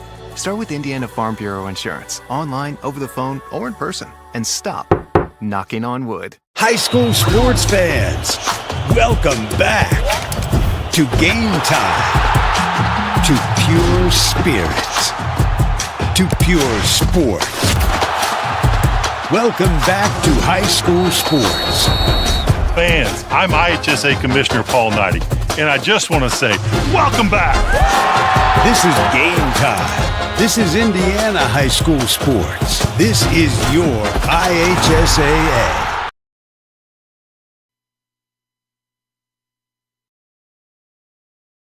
They say nice guys don't finish first. So maybe it's time to reconsider what it means to be first. It's about being your best, but knowing you can be even better. It's being present, but respectful of history. You sure you want to make that move? It's donating something more valuable than money. It's believing in yourself and something bigger. It's coming from different families, but treating each other like brothers. It's not just being a man, it's being a Mason.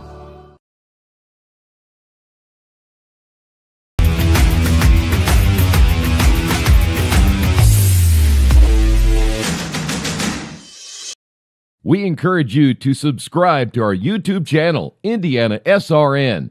Hit the bell to get notifications for upcoming games and more. Watch as many games as you want, as many times as you want.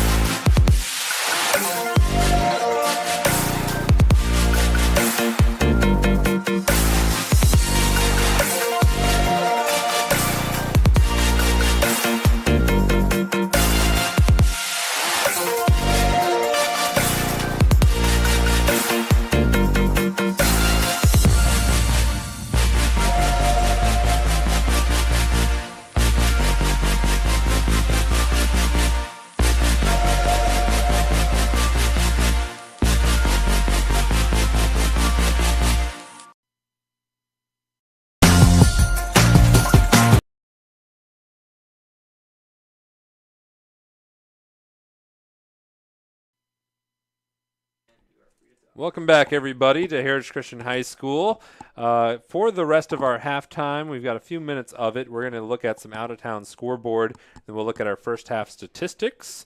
Joey Lindstrom, take it away. Yeah, sure. Ben Davis is leading Center Grove 27-14 at half, as well as Carmel leading Pike 21-0. Hamilton, Southeastern, and Fishers are tied 14-14. Decatur Central and Martinsville 7-7. Covenant Christian is leading North Putnam 34-7 at halftime, as well as New Pal and our family of networks beating Mount Vernon 28-0 at half.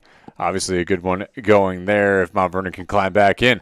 Beech Grove is leading Cecina 32-6, and Whiteland is defeating Franklin Community 14-0 at the moment. Greenfield Central ahead of Pendleton Heights at half, 20-0. And one more for you. There was a good one on here. We have Cathedral at Chittard as well. That's 35-0 right now. Terre Haute South beating Terre Haute North for 27-14. Roncalli ahead of Columbus North 17-10. This is the one I was looking for. Lawrence Central ahead of Warren Central 26-7 at half, and that can round us out. Also, Traders Point 29-20 against Park Tudor. That one is always a shootout, so you can expect that one to always be a high-scoring affair, and it is living up to that expectation. But I think that's going to round us out so far. Thank you, Joe. Unless the people want more, but we can't obviously hear. Yeah, it's okay. Our first half statistics went like so. Overall yardage, Heritage Christian Eastern Hancock, it was very close. Eastern Hancock had more yards than Heritage Christian did, 259 to 244. They also had more in time of possession, quite handily for that matter. Heritage Christian had 6 minutes 58 seconds. Eastern Hancock 17:02, but you see the scoreboard did not necessarily reflect that. Eastern Hancock rushed for 180 yards in the first half to Heritage Christian's 105. But Heritage Christian outpassed Eastern Hancock 139 to 79. Turnovers were a big problem, 2 of them by the Royals, 1 by the Eagles. And then if we looked at the individual numbers, that looked kind of like this. For Heritage Christian, passing wise, Kyle Antoine was 9 for 12 for a 139. No touchdowns, 1 pick. Very efficient, impressive performance in the first half by Antoine. For Eastern Hancock, Elijah Eden was 8 for 11, was for 79 yards and 1 interception. No passing touchdowns thus far in the game. But the big story of today's game was the rushing attack for both of these teams. Kane Sotelo had 26 carries for 177 yards. That's 6.8 yards per carry. 12 of them went for first downs, 1 touchdown, and then he also ran in the extra point just for kicks and giggles. Yep. For Heritage Christian, the star runner was C.J. Opper, who had 8 carries for 53 yards, 3 touchdowns, and 6.6 yards per carry. Leading receivers in the first half, Luke Valerio had 2 catches for 23 yards, including a first down. Christian Dora, 4 catches for 54 yards for Heritage Christian, and Daniel Palaconda had 2 catches, 1 being the biggest play of the game, at least receiving-wise, a 45-yarder to his credit. Receiving for Eastern Hancock, not as much. Cameron Voles had a couple grabs for 35 yards, and then Caden Rubel had 4 catches for 36, including one of the bigger plays of the game for Eastern Hancock was a 20 yards straight up the seam. And what was special about that is it showed Eden that he can complete that kind of pass too. So I can imagine that Eastern Hancock is going to continue to look for areas in the defense of Heritage Christian that they can expose. Obviously, the running game has worked very well, so I assume they're going to continue to do that. It's just going to be interesting to see how both teams have adjusted at halftime to try to, for Heritage Christian, improve your lead, and for Eastern Hancock to get back into this game. We'll be back in a couple seconds. We'll go to commercial. We'll come back, and we'll get you set for the second half of play. Just a thing of note. It's just amazing the amount of rushing yards by Eastern Hancock, yet down on the scoreboard, but only a 2-score deficit at this point. So even though it felt like a huge score at the time, 21-0, we're the Eagles not out of the woods. Royals still very much in this game. 21-8 at the half here on IndianaSRN.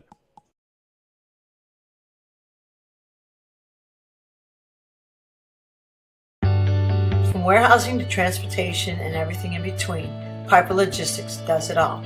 Centrally located, Piper Logistics has 2 warehouses in Indianapolis and a warehouse in Cincinnati, Ohio. Piper Logistics houses over 1 million square feet. Along with our transportation department, we can provide service to half the United States markets.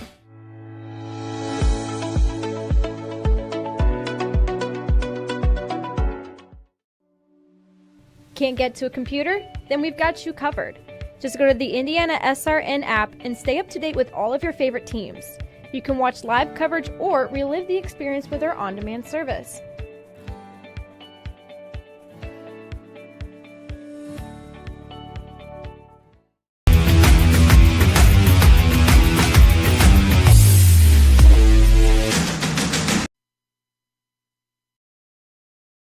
Needing to hire someone to take care of your loved one when you're away? Maybe your family member just needs someone to talk to when you're not around. Why not contact Indiana licensed Serenity Care Services?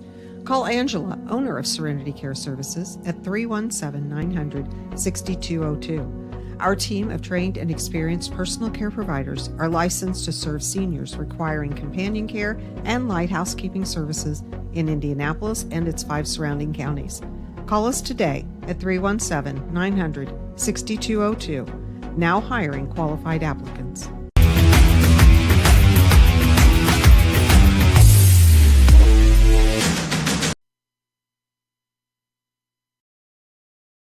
Needing to hire someone to take care of your loved one when you're away? Maybe your family member just needs someone to talk to when you're not around. Why not contact Indiana licensed Serenity Care Services? Call Angela, owner of Serenity Care Services, at 317-900-6202. Our team of trained and experienced personal care providers are licensed to serve seniors requiring companion care and light housekeeping services in Indianapolis and its 5 surrounding counties. Call us today at 317-900-6202. Now hiring qualified applicants.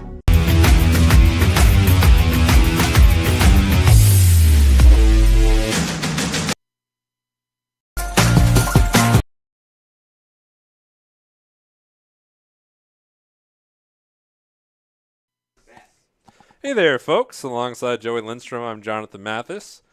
We were talking about the future, specifically the second half. What does Eastern Hancock need to do? Because they were so, and you see they'll be kicking off.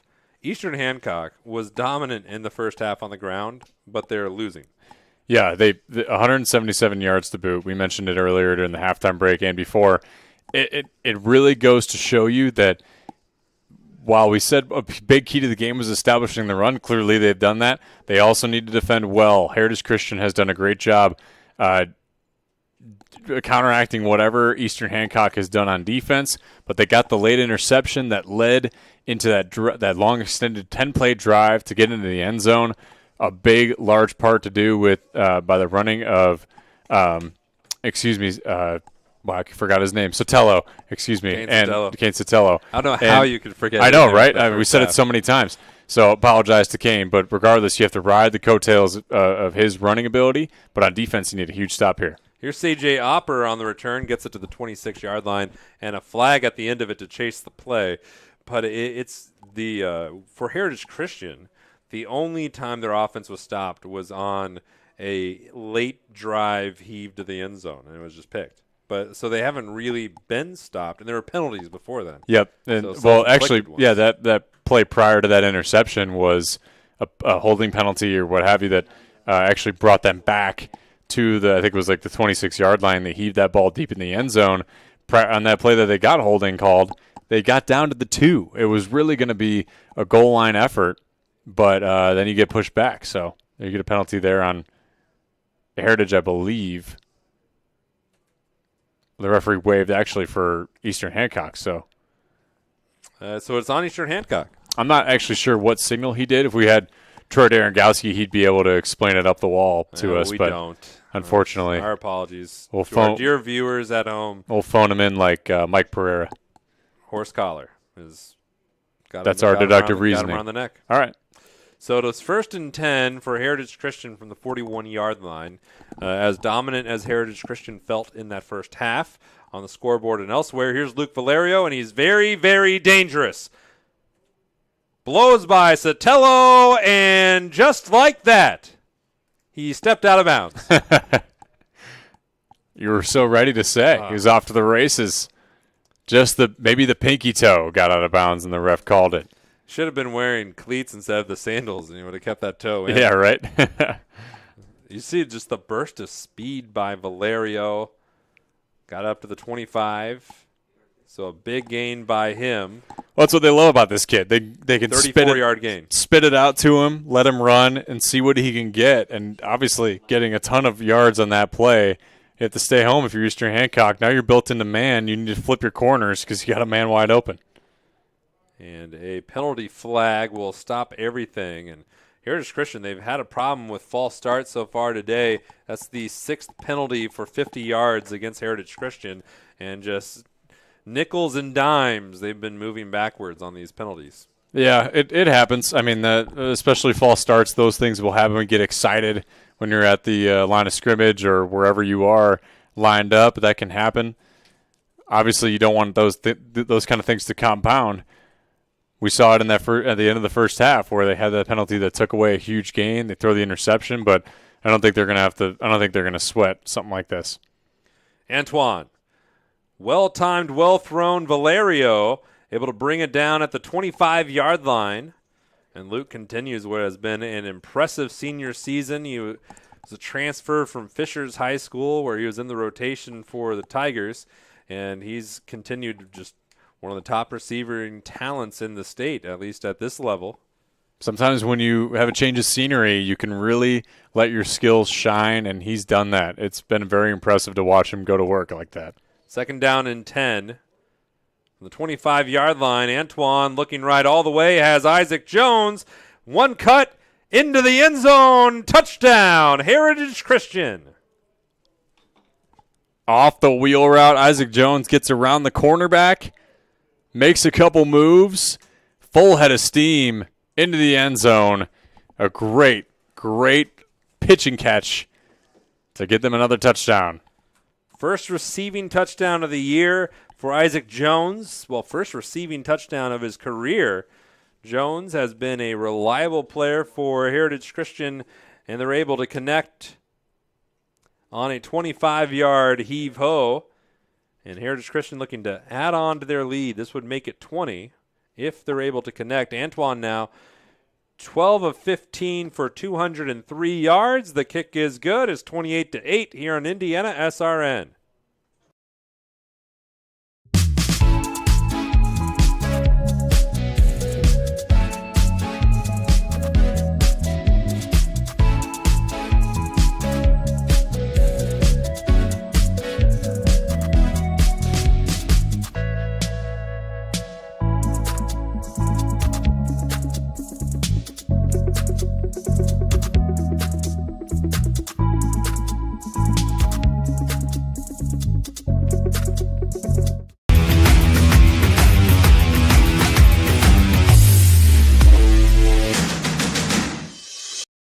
We encourage you to subscribe to our YouTube channel, IndianaSRN. Hit the bell to get notifications for upcoming games and more. Watch as many games as you want, as many times as you want.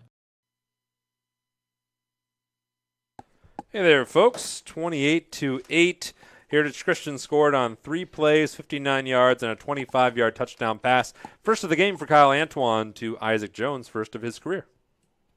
First of his career, and probably one to build on, too. He's a very essential player to this offense, provides a ton of blocking in the run game, but most of all, his heart really does shine through. He's going to be a military man, as you mentioned, headed to the Marines, and he plays super tough and super just outgoing about his efforts. You can tell that he plays with a high intensity throughout the game. So you saw that ball trickle out of play. That gives us the opportunity to talk about our friends at Pat Sherry Insurance. Our staff will provide you over 40 years of trusted expertise and knowledge to help protect your assets. Visit us today so we can put a plan in place for you and your family. 317-894-7000 or email us at patsherryinsurance.com.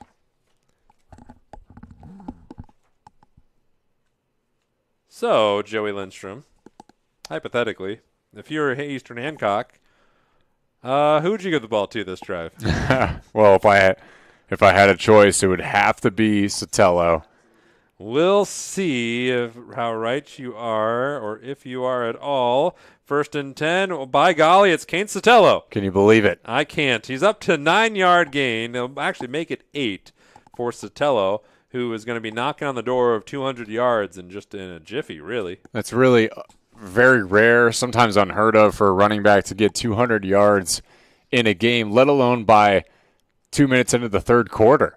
Unbelievable effort by him, and you can tell he's sometimes after these long drives he gets exhausted, but he just keeps going. Tough kid. Yeah, 185 I think he's at right now. That's Vols in motion. It'll be kept by Eden. Eden brought it down, flicked it over. Rubel has it up to the 49-yard line. Caden Rubel's 5th grab of the game. Rubel is a good tight end because he kind of has this patience when he shuffles, and he was kind of trying to slough off that block to then turn out on that little flat, and he goes ahead and gets some good yards. 44, I know it's ancient history for these current players. Yeah. But that's a good, that blue 44 is a good tight end number. Definitely. Here in the Indianapolis area. Definitely, yeah. Maybe he watched some old tape and he's trying to take after Dallas Clark a little bit. 1st and 10. Sotelo. Nice move again and stumbling, leaning forward, close to the 40-yard line, down at about the 42. And he keeps gashing this Heritage Christian defense. Gain of 9. That's 194 for Kane Sotelo. I can also respect the fact that he has no real gear on or anything besides just some tape on his wrists. That's a gritty mentality for a guy that transferred over to the running back position. 2nd and 1. Rubel in motion. Eden keeps it, fires. Rubel deflected. Nice play by Tyler Marsh getting his hand on that ball. Yeah, it was. Tyler Marsh just stuck his left mid out there. Rubel was wide open on the seam route, and we felt like they were going to come back to that. Eastern Hancock would, and they sure did. Nice play by Marsh. Eden now 9 for 13, 85 yards, 1 interception thrown. It's 3rd down and 1. And Eden waits for the snap. Hands it off, and there goes Kane Sotelo again, and he's trucked right after about the 30-yard line by Sam Graves. The senior gave up his body to slow him down. 206 yards now and 29 carries for Kane Sotelo. Gain of 12, and it keeps the Royals moving. New set of downs. Rolling close to 9 minutes to go here, 3rd quarter. On the season, Eastern Hancock is averaging 179.7 yards per game on the ground. So they've blown that away today. Eden looking over the air. Voles, he had a range behind him. It's incomplete. 2nd and 10. It's a tough spot to catch the ball when you're baseball sliding and then having to catch it on your back shoulder. He almost had it, though. Almost secured that catch. IHSAA officials' participation in high school athletics does not have to end with high school graduation, Joey. Even if you have been away from the game for a while, you can get back into the game by becoming a licensed official for any of the 20 sports sanctioned by the Indiana High School Athletic Association. Contact the IHSAA at IHSAA.com. Eden heaves it deep towards the end zone. Pass interference is going to be called on Brock Buckland. Yeah, intended for Redmond. He was in great position to try to catch that one. Looks like he's coming up hopping. Hope he's all right. But, yeah, very much all over him on that pass interference. That'd be great position there for Eastern Hancock. So the Royals, last drive of that first half was the first one they scored, and they're in great position here. Ball on the 15-yard line. Plenty of time left in this game, too. The bigger challenge, can the Royals slow down the Heritage Christian Eagles, slow down that offense? They haven't really been able to do so yet, but putting some pressure on them with another score here would do wonders, as Sotelo is the lone man in the backfield.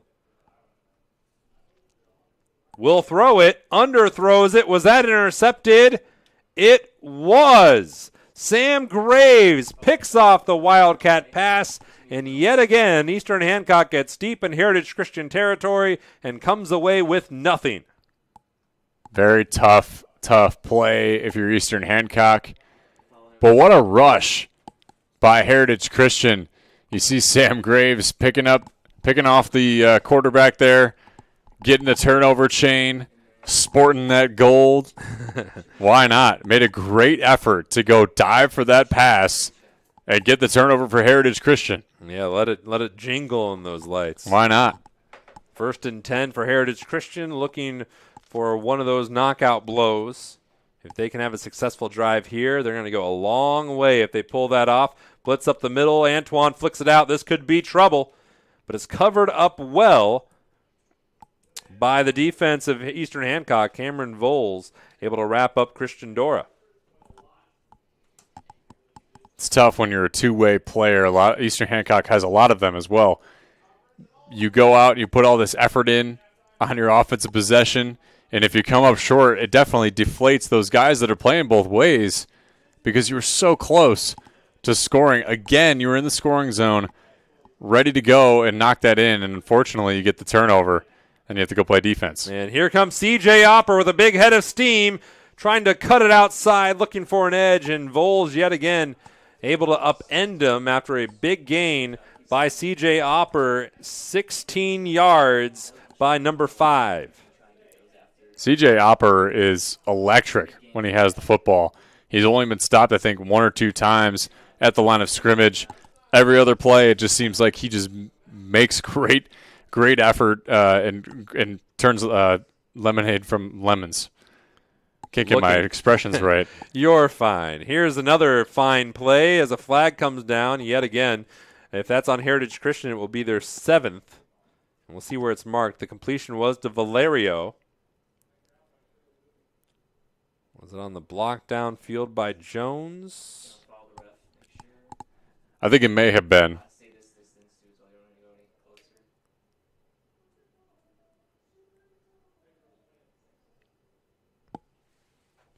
Block in the back. That's tough, right, if you're Heritage Christian, because you make those type of plays in order to get your guy in a full head of steam, go make a play. Regardless, sometimes that does happen. So the ball moved back to the 25-yard line.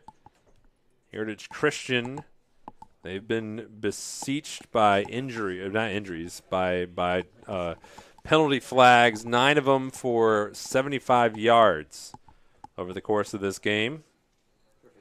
First down and 14.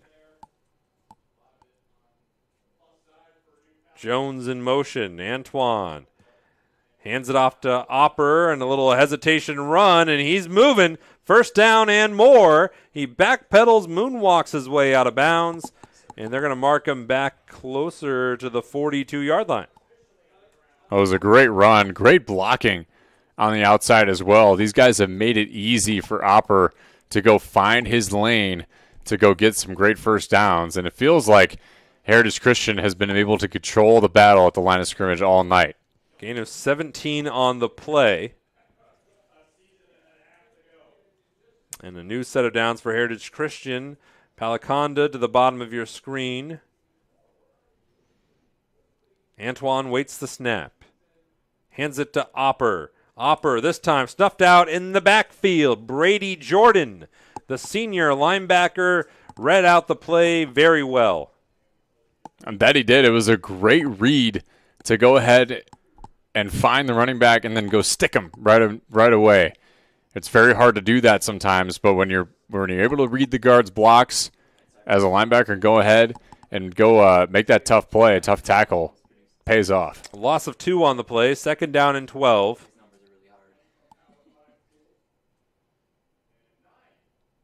Similar formations.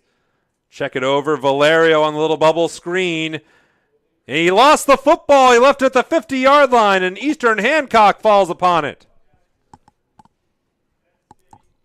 Look what I found there. Dominic Shelby, another big play. And he goes ahead and gets that football.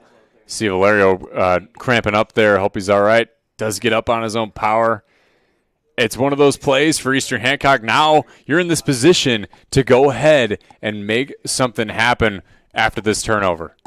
So just under 6 minutes and 30 seconds to go here, third quarter. 20-point game. 3 possessions in Eastern Hancock. They have continued to run the ball well. And while we got a little breather here, Joey, I got some little historical trivia for you. Give it to me. All right, a birthday to celebrate. We'll see if you can get this right. A quarterback, more famous in the 70s, played his starring role for a team that has recently changed its name. He was born in 1949, and he changed his name in college, too, to try to help him win an award. He changed his name, too, in college? He changed how his name was pronounced in college to help him win a prestigious award. Well, the timeline doesn't add up for Chad Ochocinco. It was not Chad Ochocinco. Certainly can't be him. I'll give you the answer next play if Joey can't this is going to be answer. This is a toughie for me. Oh, so it's all erased. It was ball at the 50, and they marked him down, and Kyle Antoine is running downfield across the 40-yard line to the 39. Well, it's a shame for Eastern Hancock. I really thought that was going to be a clean fumble. It did appear that he wasn't down yet. But regardless, the refs make the opposite call. And if you're Heritage, you say, okay, good, we're back on schedule. But if you're Eastern Hancock, you got to go make another play like that. I mean, they were able to punch it out once.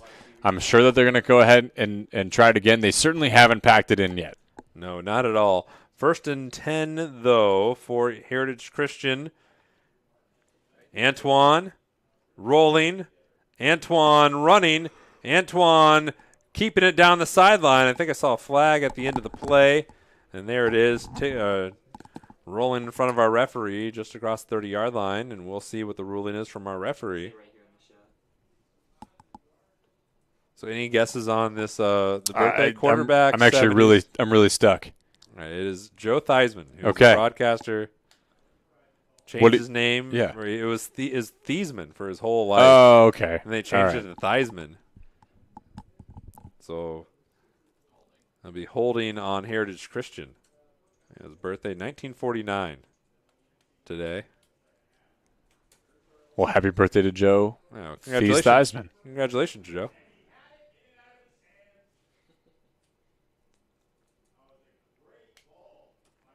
Yeah, it's one of those 6 you don't. minutes to go. Yeah, you mentioned the. What was the second part of that fun fact?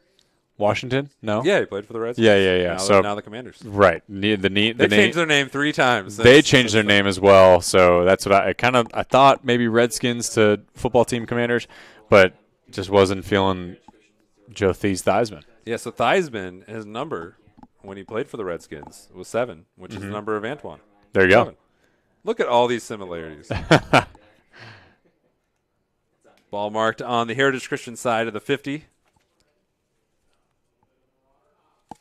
Got a couple other little ones. We'll work these in as the situation permits itself. First down and long way for Heritage Christian. And Antoine, who got surprised by the snap a little bit and missed Daniel Palaconda. So that will be second down and 20.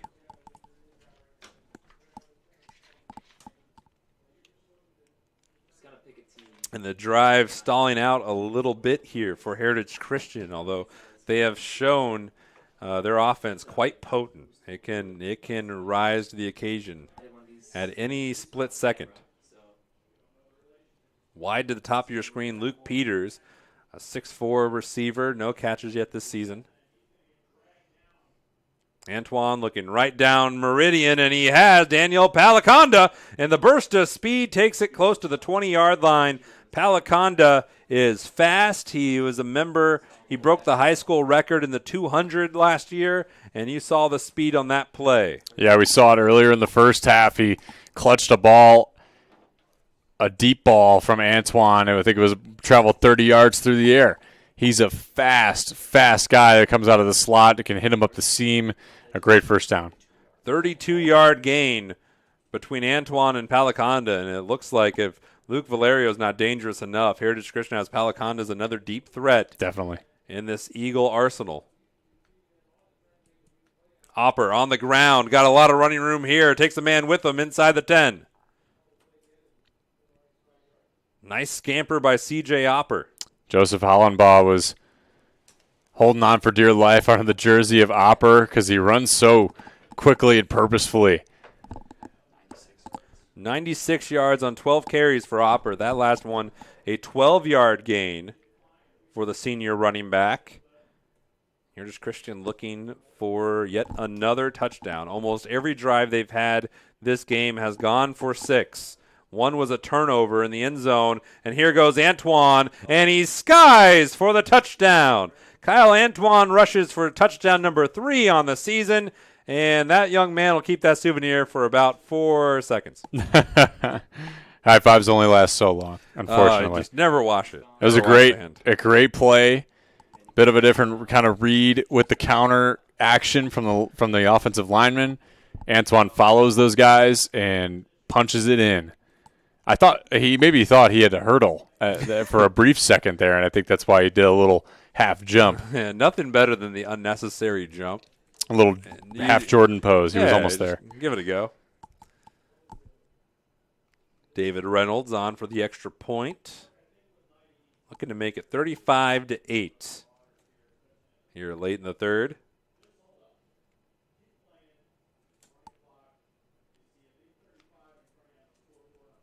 That kick is up. Looks good. It is good. 35-8, Heritage Christian here on IndianaSRN.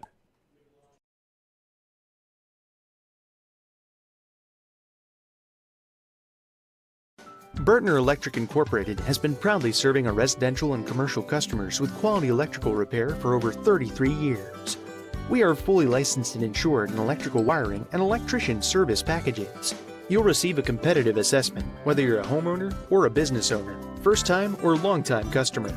We offer free estimates for any new project. Call our licensed and experienced electricians today.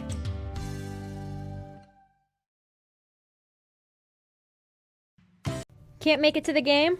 We've got your back. Just go to www.IndianaSRN.org and tune in to all of the live action, or go to our on-demand service and relive your favorite moments.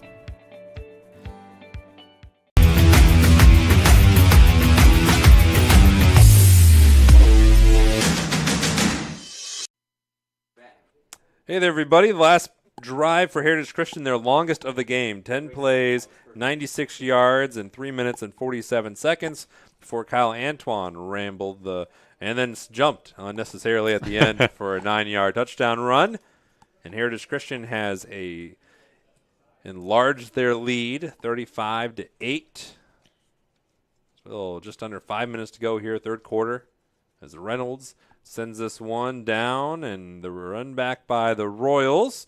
Voles almost looked like a player got him up around the neck, but let go in time, and so Eastern Hancock will take over across the 20-yard line. Got another little historical tidbit around those name-changing stuff. Yes. In 1791, on this date in 1791, I'm sure everyone remembers this one, but Washington, D.C. gained its name, be named after George Washington. Well, there you go. We got well, thank goodness for that. Yeah, we're multifaceted here at SRN. We just want to keep you all, up to date on stuff that happened over 200 years ago. Yeah, I was going to say, up to date is... I don't want you to get the name wrong of the nation's capital. Right, yeah. Oh, what was it again? Oh, Washington, D.C. That's right. Yeah. Can't 1791. In motion's Rubel, who was not born in 1791. Here is Sotelo, and he steps out of a tackle and can't get out of the other one after he was swarmed by a flock of eagles. And a gain of about 1 after all that running. Lost a couple. That'll happen sometimes when you're running as much as he is and has had as much success as he has had tonight. Sometimes you have to take the lumps a little bit. He's had a couple plays where he's lost yardage, but not very many of them. Second down and 12. Number 12 in motion. That's Voles. They're looking to him. He's got it. Can he make a man miss? He's trying to, and he's going to go down. Boy, was he scampering all over the place to try to make something work. Unfortunately, it just doesn't go for Voles there. But, I mean, those tunnel screens, if you're going to live and die by them, sometimes you just end up being swarmed by the defense. This drive going straight backwards by Eastern Hancock. Now ball marked on the 18-yard line.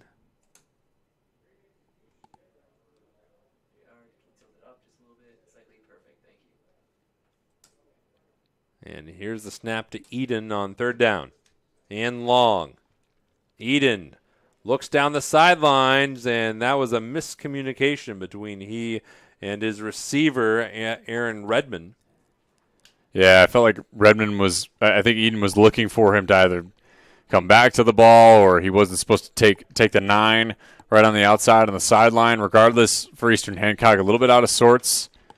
See if they can punt this ball deep. We haven't seen the punt unit many times tonight because not at all. Yeah, not that you mention it, and for good reason for Heritage Christian, because they've been pretty stout defensively when the ball has been on their side of the 50. Yeah, just jogging back on, Caden Willis with his massive cast on his hand. There at the bottom of your screen, number 5. Yeah, always. I got the club. Guys playing with the club.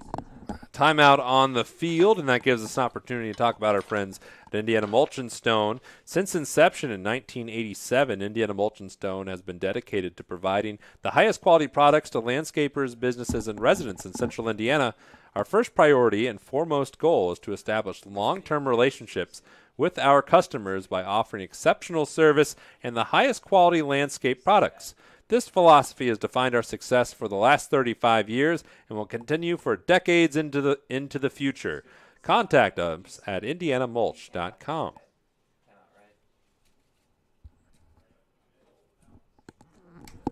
They haven't been around as long as Washington, D.C.'s had its name, but 35 is nothing to shake a stick at. No doubt. That's longer than anyone working this game right now for us in IndianaSRN has been around. A hand on it and a tumbler. Opper could. He's not going to worry about it. Rubel let it roll and then spanked the ball at the 42-yard line. He didn't just down it. He gave it a little pat. He did. Yeah. Sometimes you have to make sure it's down and it doesn't have to move anymore. It just deserves a little tap there. Quite successfully done. And now Heritage Christian will get the possession. And again, Indiana high school football, when a team is up 35 at any point in the second half, then we get into what's been dubbed the mercy rule, which is then a running clock on most aspects of the game. There's a couple times it'll stop, right, but it'll be rolling for the majority of it. Scores and what have you. Yeah. Those types of things. Antoine, the quarterback, has been fantastic again tonight. Daniel Palaconda has been playing well at 2, but he lost his footing, gain of 4. Well, regardless, he can hang his hat on the effort that he's shown tonight. He's so quick, and he's just found a way to get open in space multiple times throughout the evening.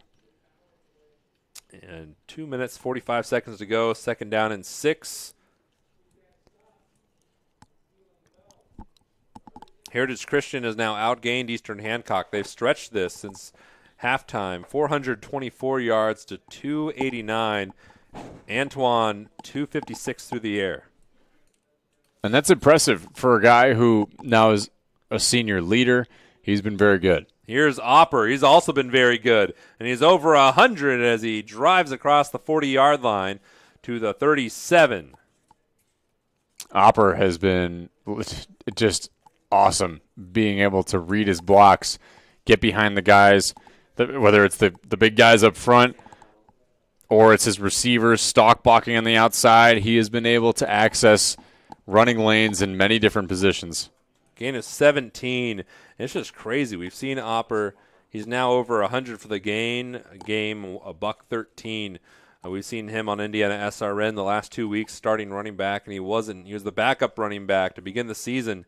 And, boy, he does not look like it at all. And here he is on the screen showing his receiver skills. This play snuffed out by the great middle linebacker for Eastern Hancock, Braden Tincher, the senior wrestler, able to make the stop on the play. And Sedell playing cleanup duty as well. This is a great job by them. Yes, like you said, snuffing out that screen pass. Sometimes screens can be so dangerous if you're a defender because you can get out of position, get distracted by all the stuff that's muddling your vision. But he stayed home and got to the running back. Loss of 1 on the play. Second down and long. Antoine rolling, heaving downfield. Intercepted. And looking to run it out and doing so is Daniel Bowman, who gets it out to the 10-yard line. Could have just taken a knee, but give it a shot as well. Second interception of the game by the Eastern Hancock defense. Bowman, a great position to just get under the ball. He sees that it's underthrown, and he gets there.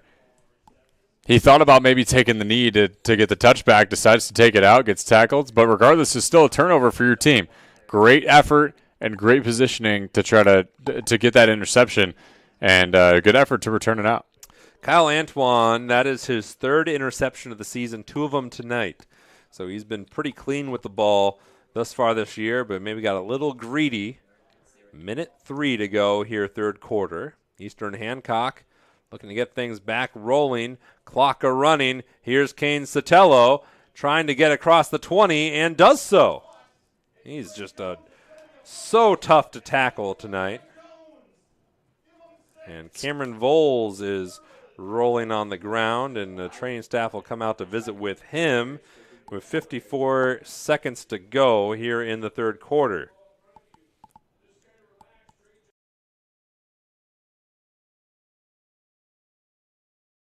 You want a career that fuels your passion for sports and physical activity. IUPUI School of Health and Human Sciences offers that and more. You'll have insider access to sports, fitness, and exercise science professionals and learn from faculty with years of industry experience. And with Indy as your classroom, you'll study next to world-class sports facilities, Olympic governing bodies, the NCAA, and the Indianapolis Motor Speedway. There isn't a better city than Indianapolis to get the experience you need to launch your sports industry career. It all starts here.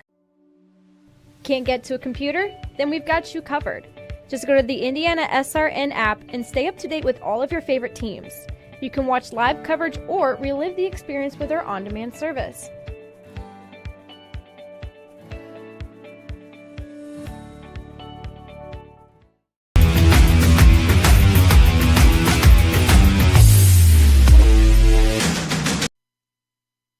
Welcome back, everybody. Under a minute to go here, third quarter.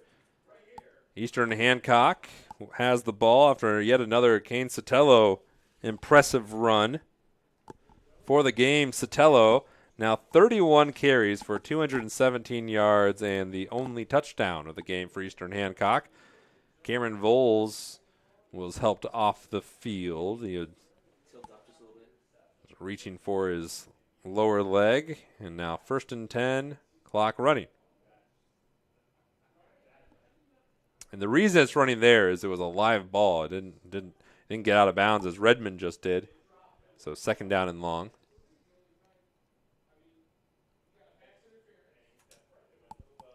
Pat Cherry's Insurance, our staff will provide you over 40 years of trusted expertise and knowledge to help protect your assets. Visit us today so we can put a plan in place for you and your family. Give them a call at 317-894-7000 or email us at pat@cherryinsurance.com. Inside a half minute to play here, third quarter. What do the Royals have up their sleeve? Rubel in motion. Here's a handoff to Sotelo, and another good run by Kane Sotelo gets it across the 25-yard line for what will be the final play, most likely, of this third quarter. Another great play by Sotelo to get weave in and out of the defenders, but even better play by Heritage to stop him there. As you lean into this fourth quarter, fundamentals are going to rise. 35-8, Heritage Christian leads, going to the fourth on IndianaSRN. Becoming a licensed sports official is a great way to make a positive difference in the community and support the over 160,000 Indiana student athletes that participate across 22 IHSAA sports. Sports officiating allows you to stay connected to the game, become a role model for our young student athletes, earn extra money, and support the patrons and communities of our IHSAA member schools. To learn more about becoming a licensed IHSAA official, log on to ihsaa.org/officials today.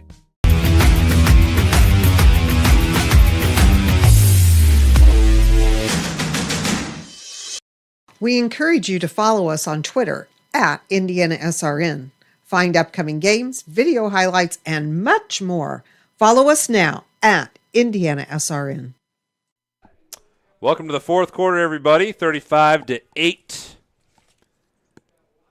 On this date in 1904, another name. So we had Joe Theismann. Yes. Birthday. Yep. We had Washington, D.C. getting its name in 1904. The Boston Herald, after a baseball game, first referred to a New York team from New York as the Yankees. Well, there you go. How about that? On September 9th. On September 9th. That's crazy. Everybody gets a new name. Yankees. On September 9th. The Yankees wouldn't adopt it until much later, 1913. They became the Yankees, and a bunch of names before then. That was back in the fun days. 2nd and 8 here. And looking downfield is Eden, and he overthrows his intended receiver, Garrett Shaw. The fun days that you remember so fondly. Yeah, that I remember so well back in the early 1900s when newspaper writers would come up with the names for teams. Like, teams didn't care about it. Now that's like a big deal. You know? Yeah. Oh, yeah. Votes and stuff. It's all in the name.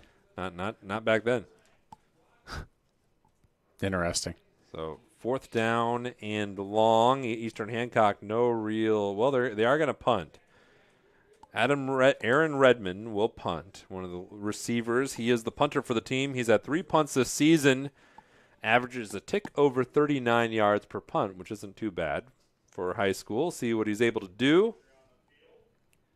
Gives this one a ride, and it will take a Eastern Hancock bounce across the 45-yard line, and Heritage Christian will take over at the 43. Well, it's been interesting to see how both these teams have reacted in this second half. Heritage Christian has obviously taken advantage. You see another penalty flag down there on the field. We've seen a lot of those this half as well. There's a lot of penalties.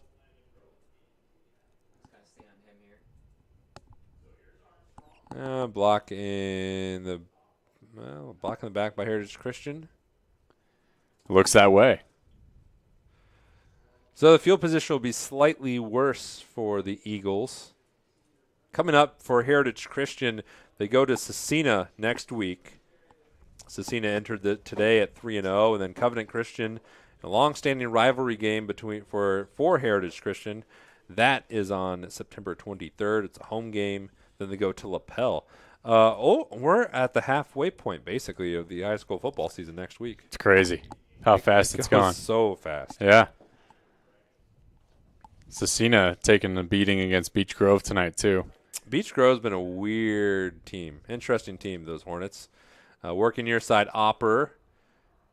And he continues to fight up to the 40-yard line. Nice run by C.J. Opper. I think the ball came out of the end, but he was already down. Yeah, I've been impressed with the way that Opper has been running the football. Mentioned earlier that he's very patient. And he waits for his blocks to develop, waits for the play to develop. Certainly a focal point on this offense as they go throughout the years. Opper entered tonight with 168 yards rushing on the season. Yeah. He's only been rushing for like a couple games. He's at 124. Jeez. I think you found your answer. All empty, and here's the check down to Luke Peters. First catch of the season is swung across the 50-yard line. Nice play for the junior. 13 yards on the play. Free access hitch route. Go ahead and take the free yards. And if you're Luke Peters, he stopped in the exact right spot. When you're running it, usually it's about 7 to 8 yards for a hitch to curl kind of area. But he goes ahead and stops it around 5 and just gains the rest of it with his feet. 1st and 10 for Heritage Christian. I just noticed on that zoom in, nice shot by Ken Thomason, our cameraman. But Heritage Christian, they got helmet stickers this year. Yep. That was sharp. Here's Opper. He's looking sharp. Trying to back his way to the 45, gets to the 46. When you were playing football, did you ever have helmet stickers? We did not. Like in high school or whatever? No, yeah. In high school, no. College, yes. We were the Bulldogs. We had the bone. We had a bunch of bones. Yes. So you'd earn your bones for various things that you did during the game. And you get a certain number of them for however many plays you made, and they kind of stack up. Just put it along the middle stripe of our helmets. But high school, never. I do dig the Heritage Christian uniforms, though. The all blacks are sweet. That is pretty sharp. Yeah. That was the wings on the side. Good conscious decision by HC. Here's Dora. Another good conscious decision, and Antoine finding Dora, who's had a prolific night tonight.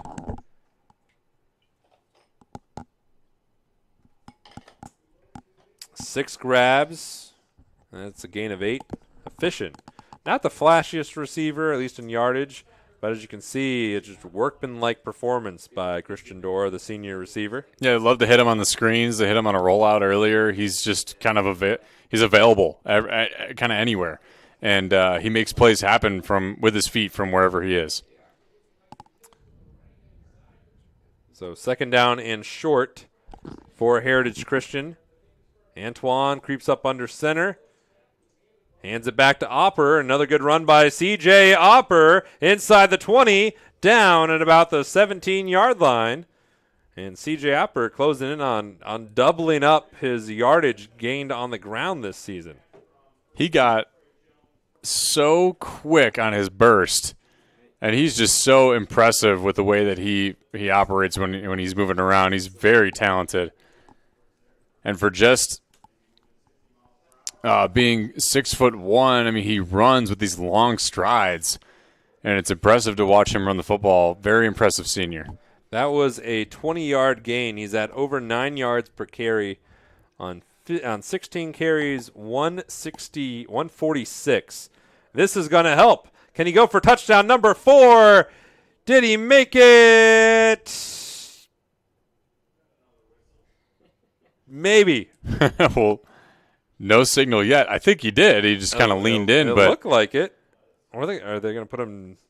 Oh, I think there's a penalty coming back. Yet again. I was wondering why he wasn't given any signal at all. I thought it was pretty clear. And it was, but there was a penalty. Yep. Just downfield. And those penalties for Heritage Christian, if you want to pick nits, that's something they really need to clean up.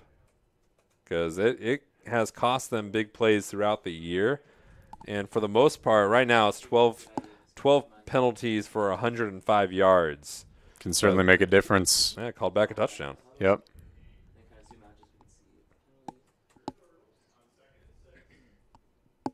So it'll be first down and long for Heritage Christian. Dora and Palaconda to the top of your screen. Peters to the bottom. Valerio on the sideline. Antoine playing without him.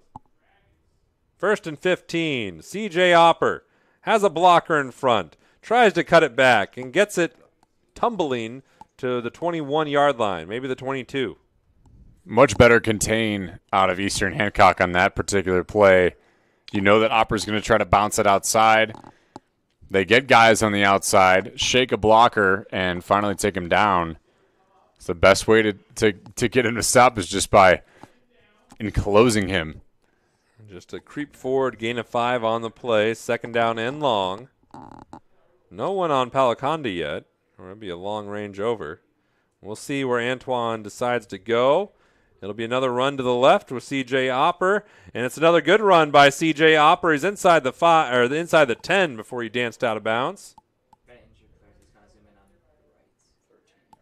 13-yard gain by C.J., and he's done it. He entered today with 168 yards, and he's very close to that. Just a great, great overall effort from him tonight, and he's just been so impressive. Each and every time he gets the ball, he runs with purpose, and each carry that he gets, he knows he can take it further and further. Do you want a birthday or, while we have a moment here, or a historical event from today? Let's do historical event. Historical event for 200. I swear I didn't look at the paper. Good. In the theme of naming, a very well-known performer made his name tonight, bursting across the nation. He'd been a recording artist up until then, but it was you can guess the performer's name. I'll give you the event. But he was on a TV program that just blew up across the country. Recently had a movie about him. Oh, Elvis. Elvis Presley was on the Ed Sullivan Show for the first time. Yeah. Today in 1956. Did you see the movie? Wow. No, I haven't yet. It was good. I've heard it's good.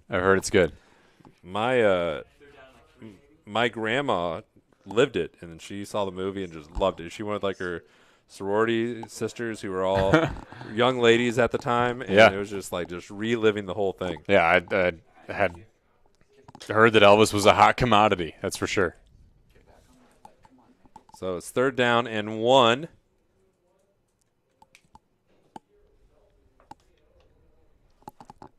When we get going again.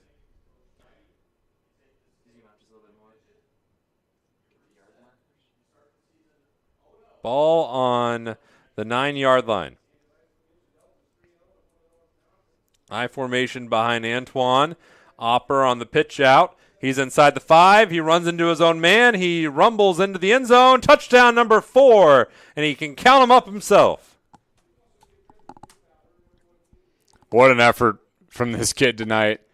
He has been awesome running the football. Credit to the offensive line on this particular play. Running a toss like that, you have to, if you're a tackle or in a guard, you have to get to the outside. Thompson has been great leading this offensive line over a left tackle.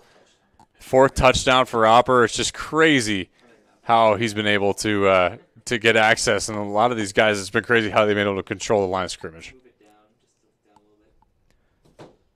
33 points the margin. Heritage Christian line up for an extra point attempt. David Reynolds has been unblemished so far today.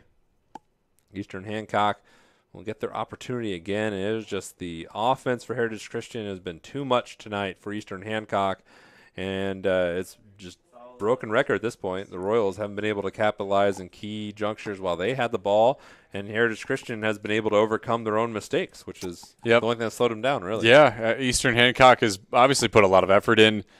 They've just been, unfortunately, giving the bag away towards the end of their drives, and they've been in scoring zone. They've been in good positions to go ahead and then score. They've got a couple turnovers, but they just haven't they haven't been able to make that effort come to fruition. So it's one of those things that you look at it and you say, all right, we'll look at the tape tomorrow and let's see what we can work on for the next week. We have some tough matchups coming up, so this is a good litmus test, though. When you're in the scoring zone, you have to capitalize and get the ball to your best playmakers and continue to just work against those defenses. In the two previous wins of the year for Heritage Christian, they scored in the 50s, 55-20 versus Traders Point, 52-33, and a game that was close for a while in the first half against Shenandoah. Then the 21-point effort against Garin Catholic last week, which was a good game, tough battle throughout most of it, and then 42-8.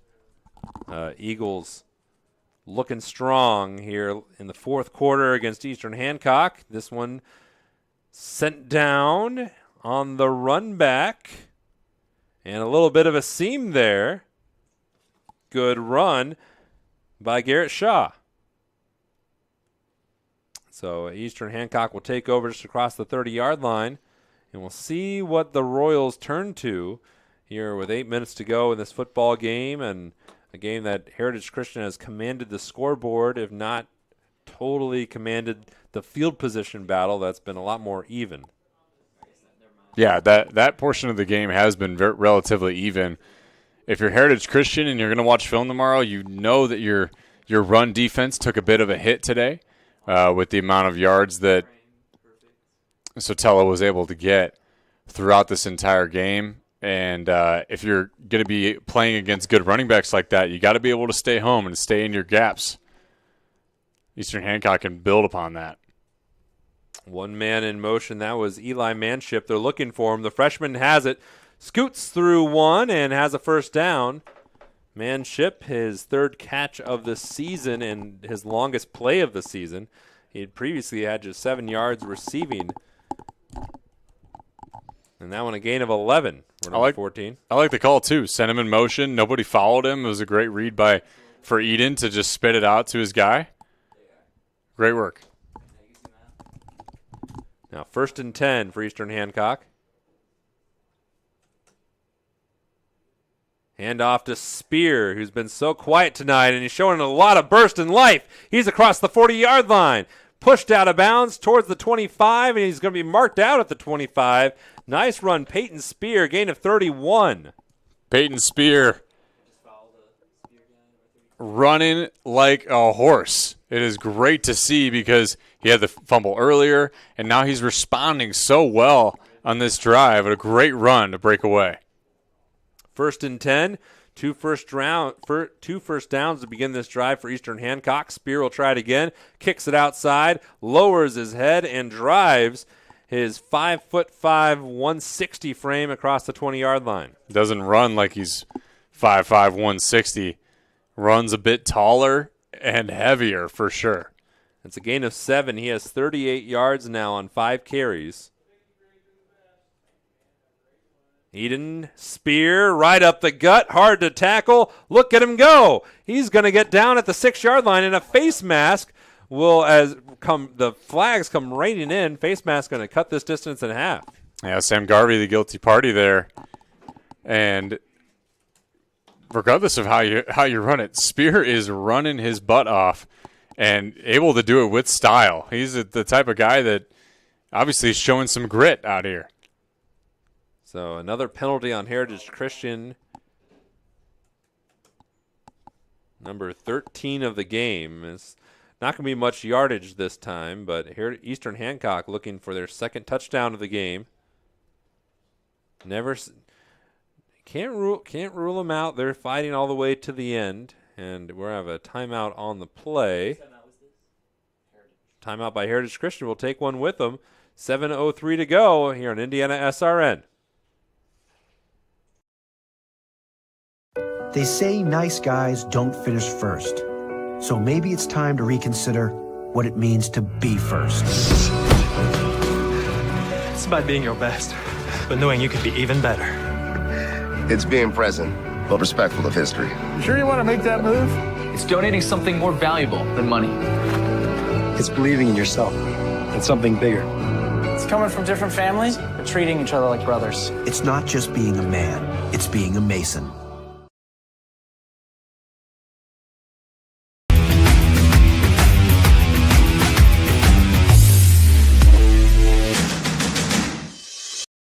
We encourage you to subscribe to our YouTube channel, IndianaSRN.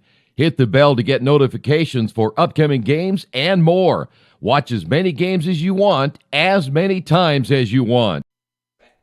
Welcome back, folks. 7 minutes to go. This drive defined by Peyton Spear, the senior tailback, number 32. And here he is again in a well-earned touchdown for Eastern Hancock. Peyton Spear, his third touchdown of the season. That one 3 yards out after the face mask penalty, but a drive dominated by him. And Eastern Hancock will be looking to add on to this. And a well-earned touchdown. He earned all those 3 yards from all those runs before that particular one. Amazing, amazing work by Spear.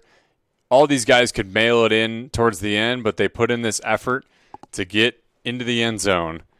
Huge, huge for your team morale.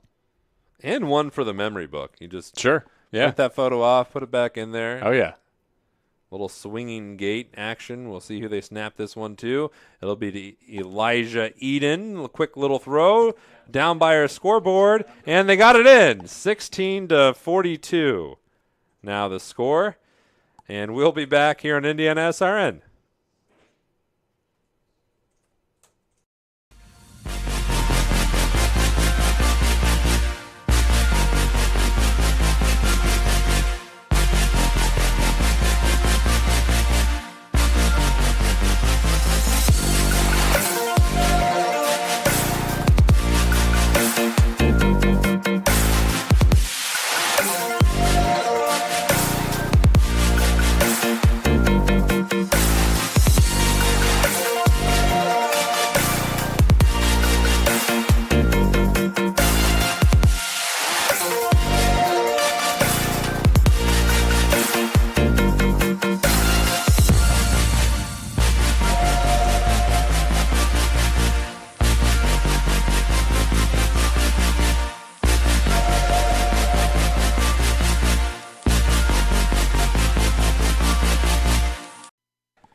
Five plays, 67 yards, 3-yard touchdown by Peyton Spear in a minute 13.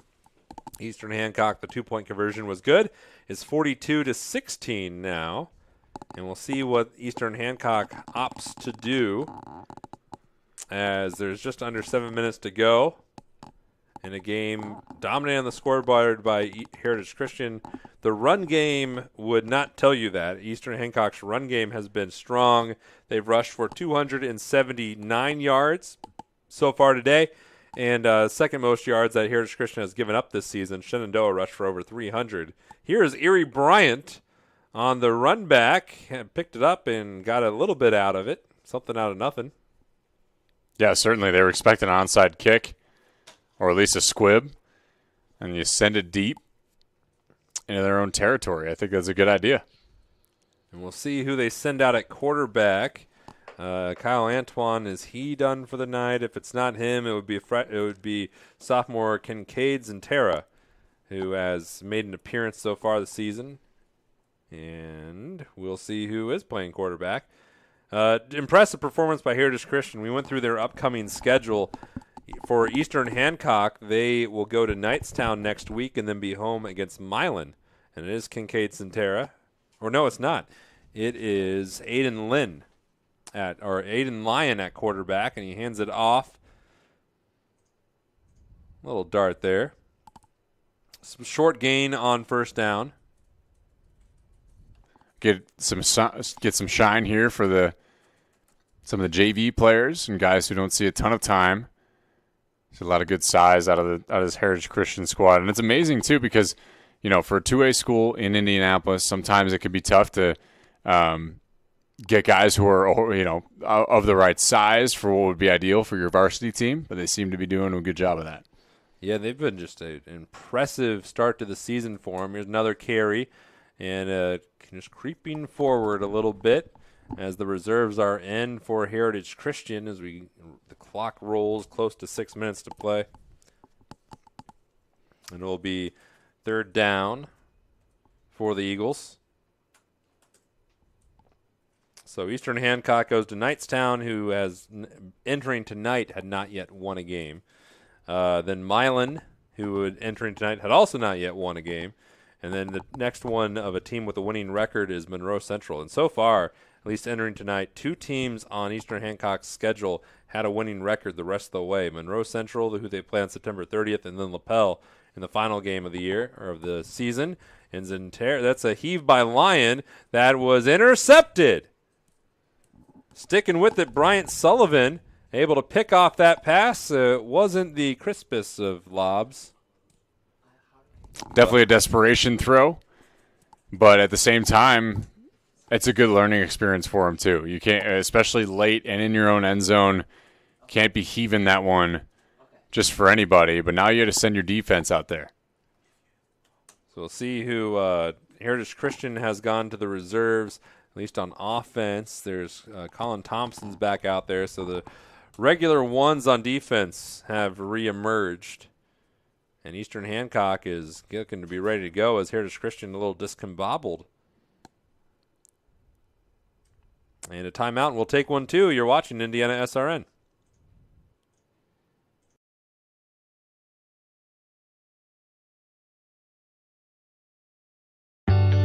From warehousing to transportation and everything in between, Piper Logistics does it all.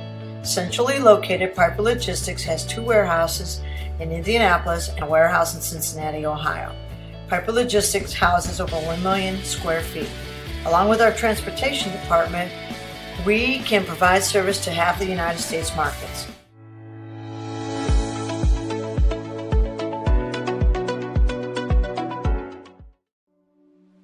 Can't get to a computer? Then we've got you covered. Just go to the IndianaSRN app and stay up to date with all of your favorite teams. You can watch live coverage or relive the experience with our on-demand service.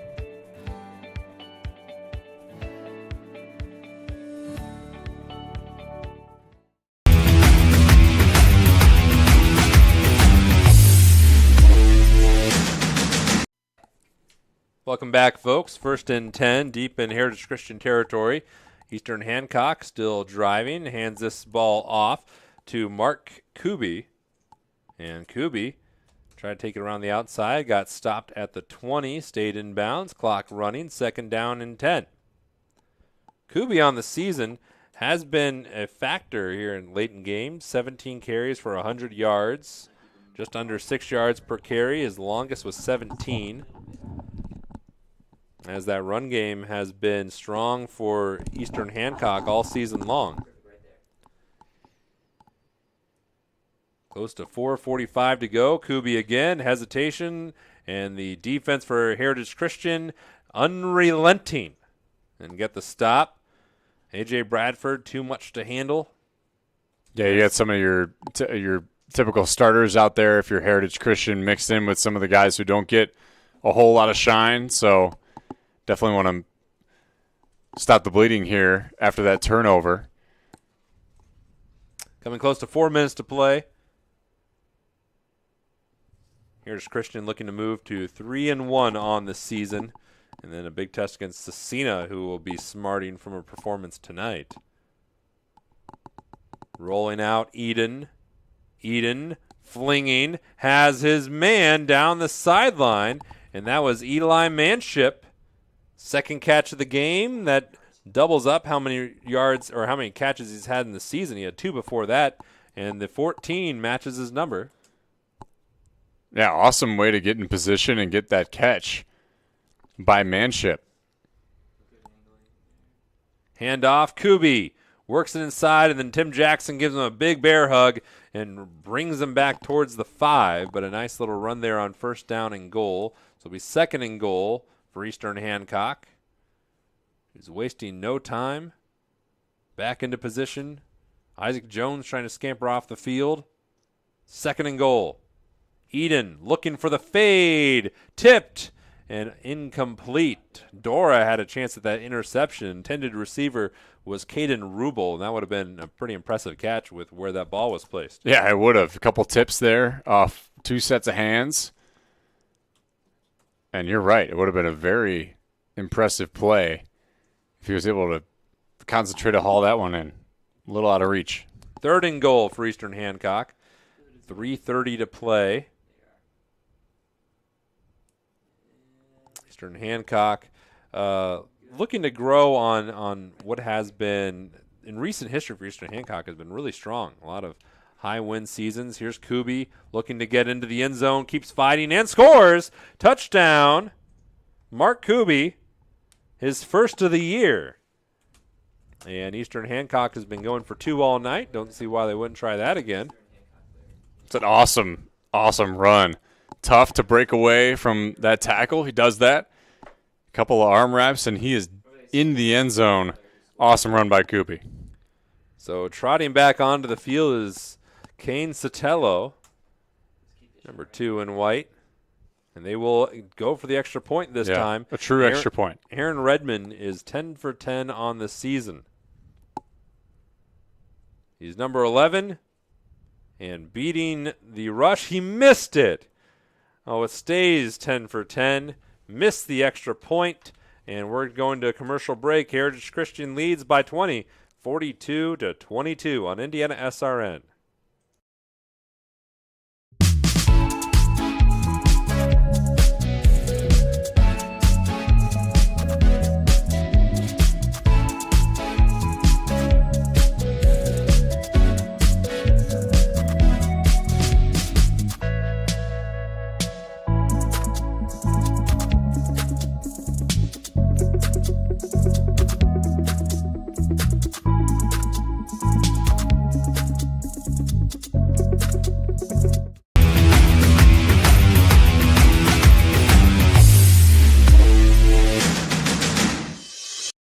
We encourage you to subscribe to our YouTube channel, IndianaSRN. Hit the bell to get notifications for upcoming games and more. Watch as many games as you want, as many times as you want. The last drive for Eastern Hancock went just under 2 minutes, 6 plays, 20 yards, 3-yard run by Mark Kubi, who now has added a touchdown, first of the season. Fair catch called for, and then taking a seat immediately was Antoine. Well, there you go. Getting your quarterback out there for a kick return. You don't see that often, but and then he did it in style. Scooting. Yeah, just a little bounce. Sometimes it's all you need.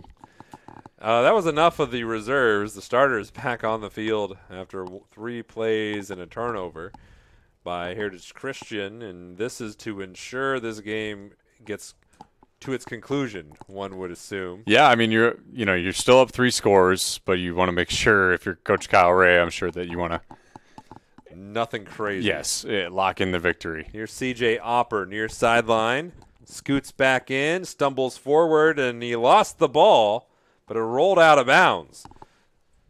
So I'm sure Kyle Ray on the sideline just, oh geez. Yeah, I'm sure there's a lot of that. A lot of that going on there. I mean, you don't want to give Eastern Hancock the hope there, but at the same time, you want to make sure that you're playing that disciplined and fundamental football that you've been used to. Now you get the guys out there again for their chance, second chance here to get something going. Opper is 13 yards away for 200, although that will have to wait. As Aiden Lyon and the second team's back in. It's actually Hudson Alt. Oh, Hudson Alt. Oh, excuse me. That's Zentera. That's Zentera there. Zentera. Yep. We're working on it. Run up towards midfield. Looked like a 9. It's an 8. Apologies. You know, the uniform's very clear, but yeah, sometimes on the side. Sometimes they're not. You can get tripped up. It depends how they fold because they have such tight uniforms now. Yeah. Oh, yeah. Now, True. like they haven't had him for like 20 years. Yeah, right. Well, there was a time, I'm sure, where it was very loose. Back in the tear-off jersey days. In Glorious 80s. 1790. 1792 or whatever. Here's Zentera on the keeper, trying to get it outside. 2 men tripped themselves up, and he's going to be close to a first down. Nice closing speed from Caden Willis in the back end. Close to 2 minutes to go. Hey, I got another one of those little historical tidbits. Sure. Also, the name change. 1776, the Continental Congress chose the name United States for what we are. Oh, yeah. Just all these name things. Yeah, naming things. September 9th, big name day. Big name day. 9/9. California became the 31st state on this date in 1850. So hang that one in your hat. 3rd and 1. Looking outside, first down and more. Nice run here and a great burst of speed before Kubi takes him down. And that'll be a new set of downs, and we'll see how many more plays Heritage Christian will run. They're almost in kneel-it-out territory.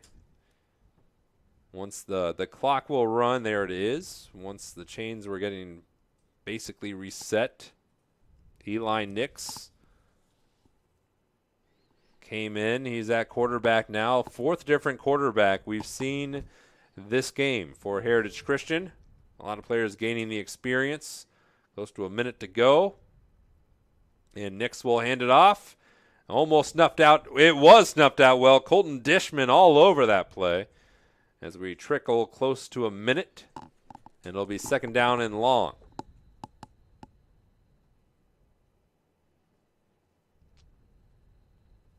So Heritage Christian goes on the road to Cecina, a big game to watch there next week. Covenant Christian at Lapel, South Putnam, and then Crystal House Manual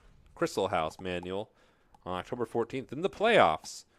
They come up fast here in Indiana high school football.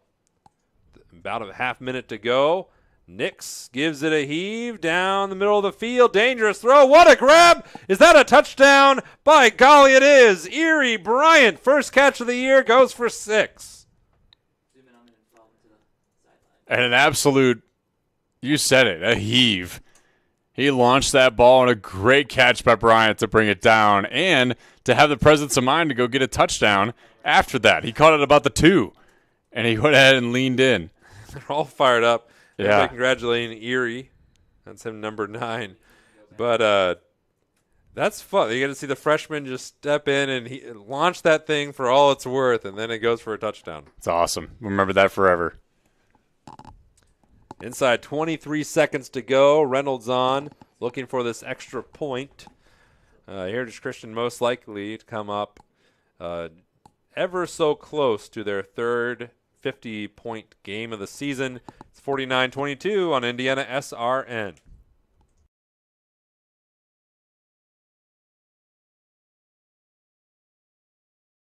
Burtner Electric Incorporated has been proudly serving our residential and commercial customers with quality electrical repair for over 33 years. We are fully licensed and insured in electrical wiring and electrician service packages. You'll receive a competitive assessment, whether you're a homeowner or a business owner, first-time or long-time customer. We offer free estimates for any new project. Call our licensed and experienced electricians today.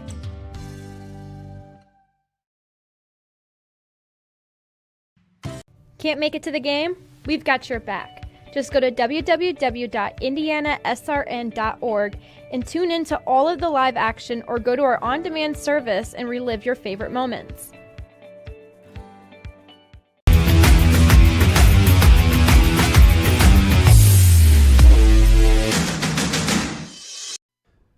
Three minutes, 2 seconds leaves us with just under 23 seconds left. 6 plays, 71 yards, and 30 from Eli Nix to Erie Bryant. Gives us 49-22. So once this ball rolls, it will be a rolling clock. Basically, once they restart it. Joey, what did you think about tonight's game? Heritage Christian was resilient and scored a lot. You know, they were looking like they weren't going to be able to keep up with this rushing attack from Eastern Hancock. But then they get the interception by Thompson early, took all the momentum out of Eastern Hancock's sails, and it was just from there, Heritage Christian just ran their offense. They knew exactly how to operate. Antoine was the guy to get all that offense going, and then giving it off to Opper for that first touchdown. A couple more after that. Next thing you know, Opper's got 4 touchdowns throughout the whole night. And Eastern Hancock relied on Sotelo to run the football. He did a great job, over 200 yards amassed, but they just kept losing the ball in different ways. Turnover on downs here, fumble there, interception here, all in the scoring zone, really. Oh, there's a missnap, bobbled fumble that Heritage Christian, the second-team defense, gets to hang their hat on. An accomplishment there, and it'll be Heritage Christian ball. I think Eastern Hancock, to your point, you see a lot of the things that make them optimistic over there at Eastern Hancock. Oh, yeah. They have a lot to be optimistic for. They've dominated some teams so far this year. They're going to fall to 2-2, but I don't think they ought to be discouraged. This is a tough Heritage Christian squad. And I think if you're Eastern Hancock, you look at your schedule ahead, and there's a lot of games you can win for momentum going into the playoffs, and see how you do. Let the ball roll out and just see how it goes. Eastern Hancock has either scored 40 or given up 40 so far this season through their 4 games. Yep. There's the kneel down, and that will take this game to its conclusion. Heritage Christian now 3-0 on the season. Eastern Hancock to 2-2. So we're going to give a big thank you to our entire crew of nearly a half dozen tonight. Ethan Pollock, who is our producer, Ken Thomason, cameraman, statistician Tom St. Amand, and I'm Jonathan Mathis alongside Joey Lindstrom. Next for Eastern Hancock is a trip to Knightstown. Heritage Christian will be going to Scecina next week. Joey, it's been a pleasure, my man. Yeah, it's been an absolute pleasure, my dude. This has been great. Fun game. Thank you for joining us on IndianaSRN. We'll see you next week. Don't go anywhere else. We have plenty of more football the rest of the way, taking you towards the state playoffs here on IndianaSRN.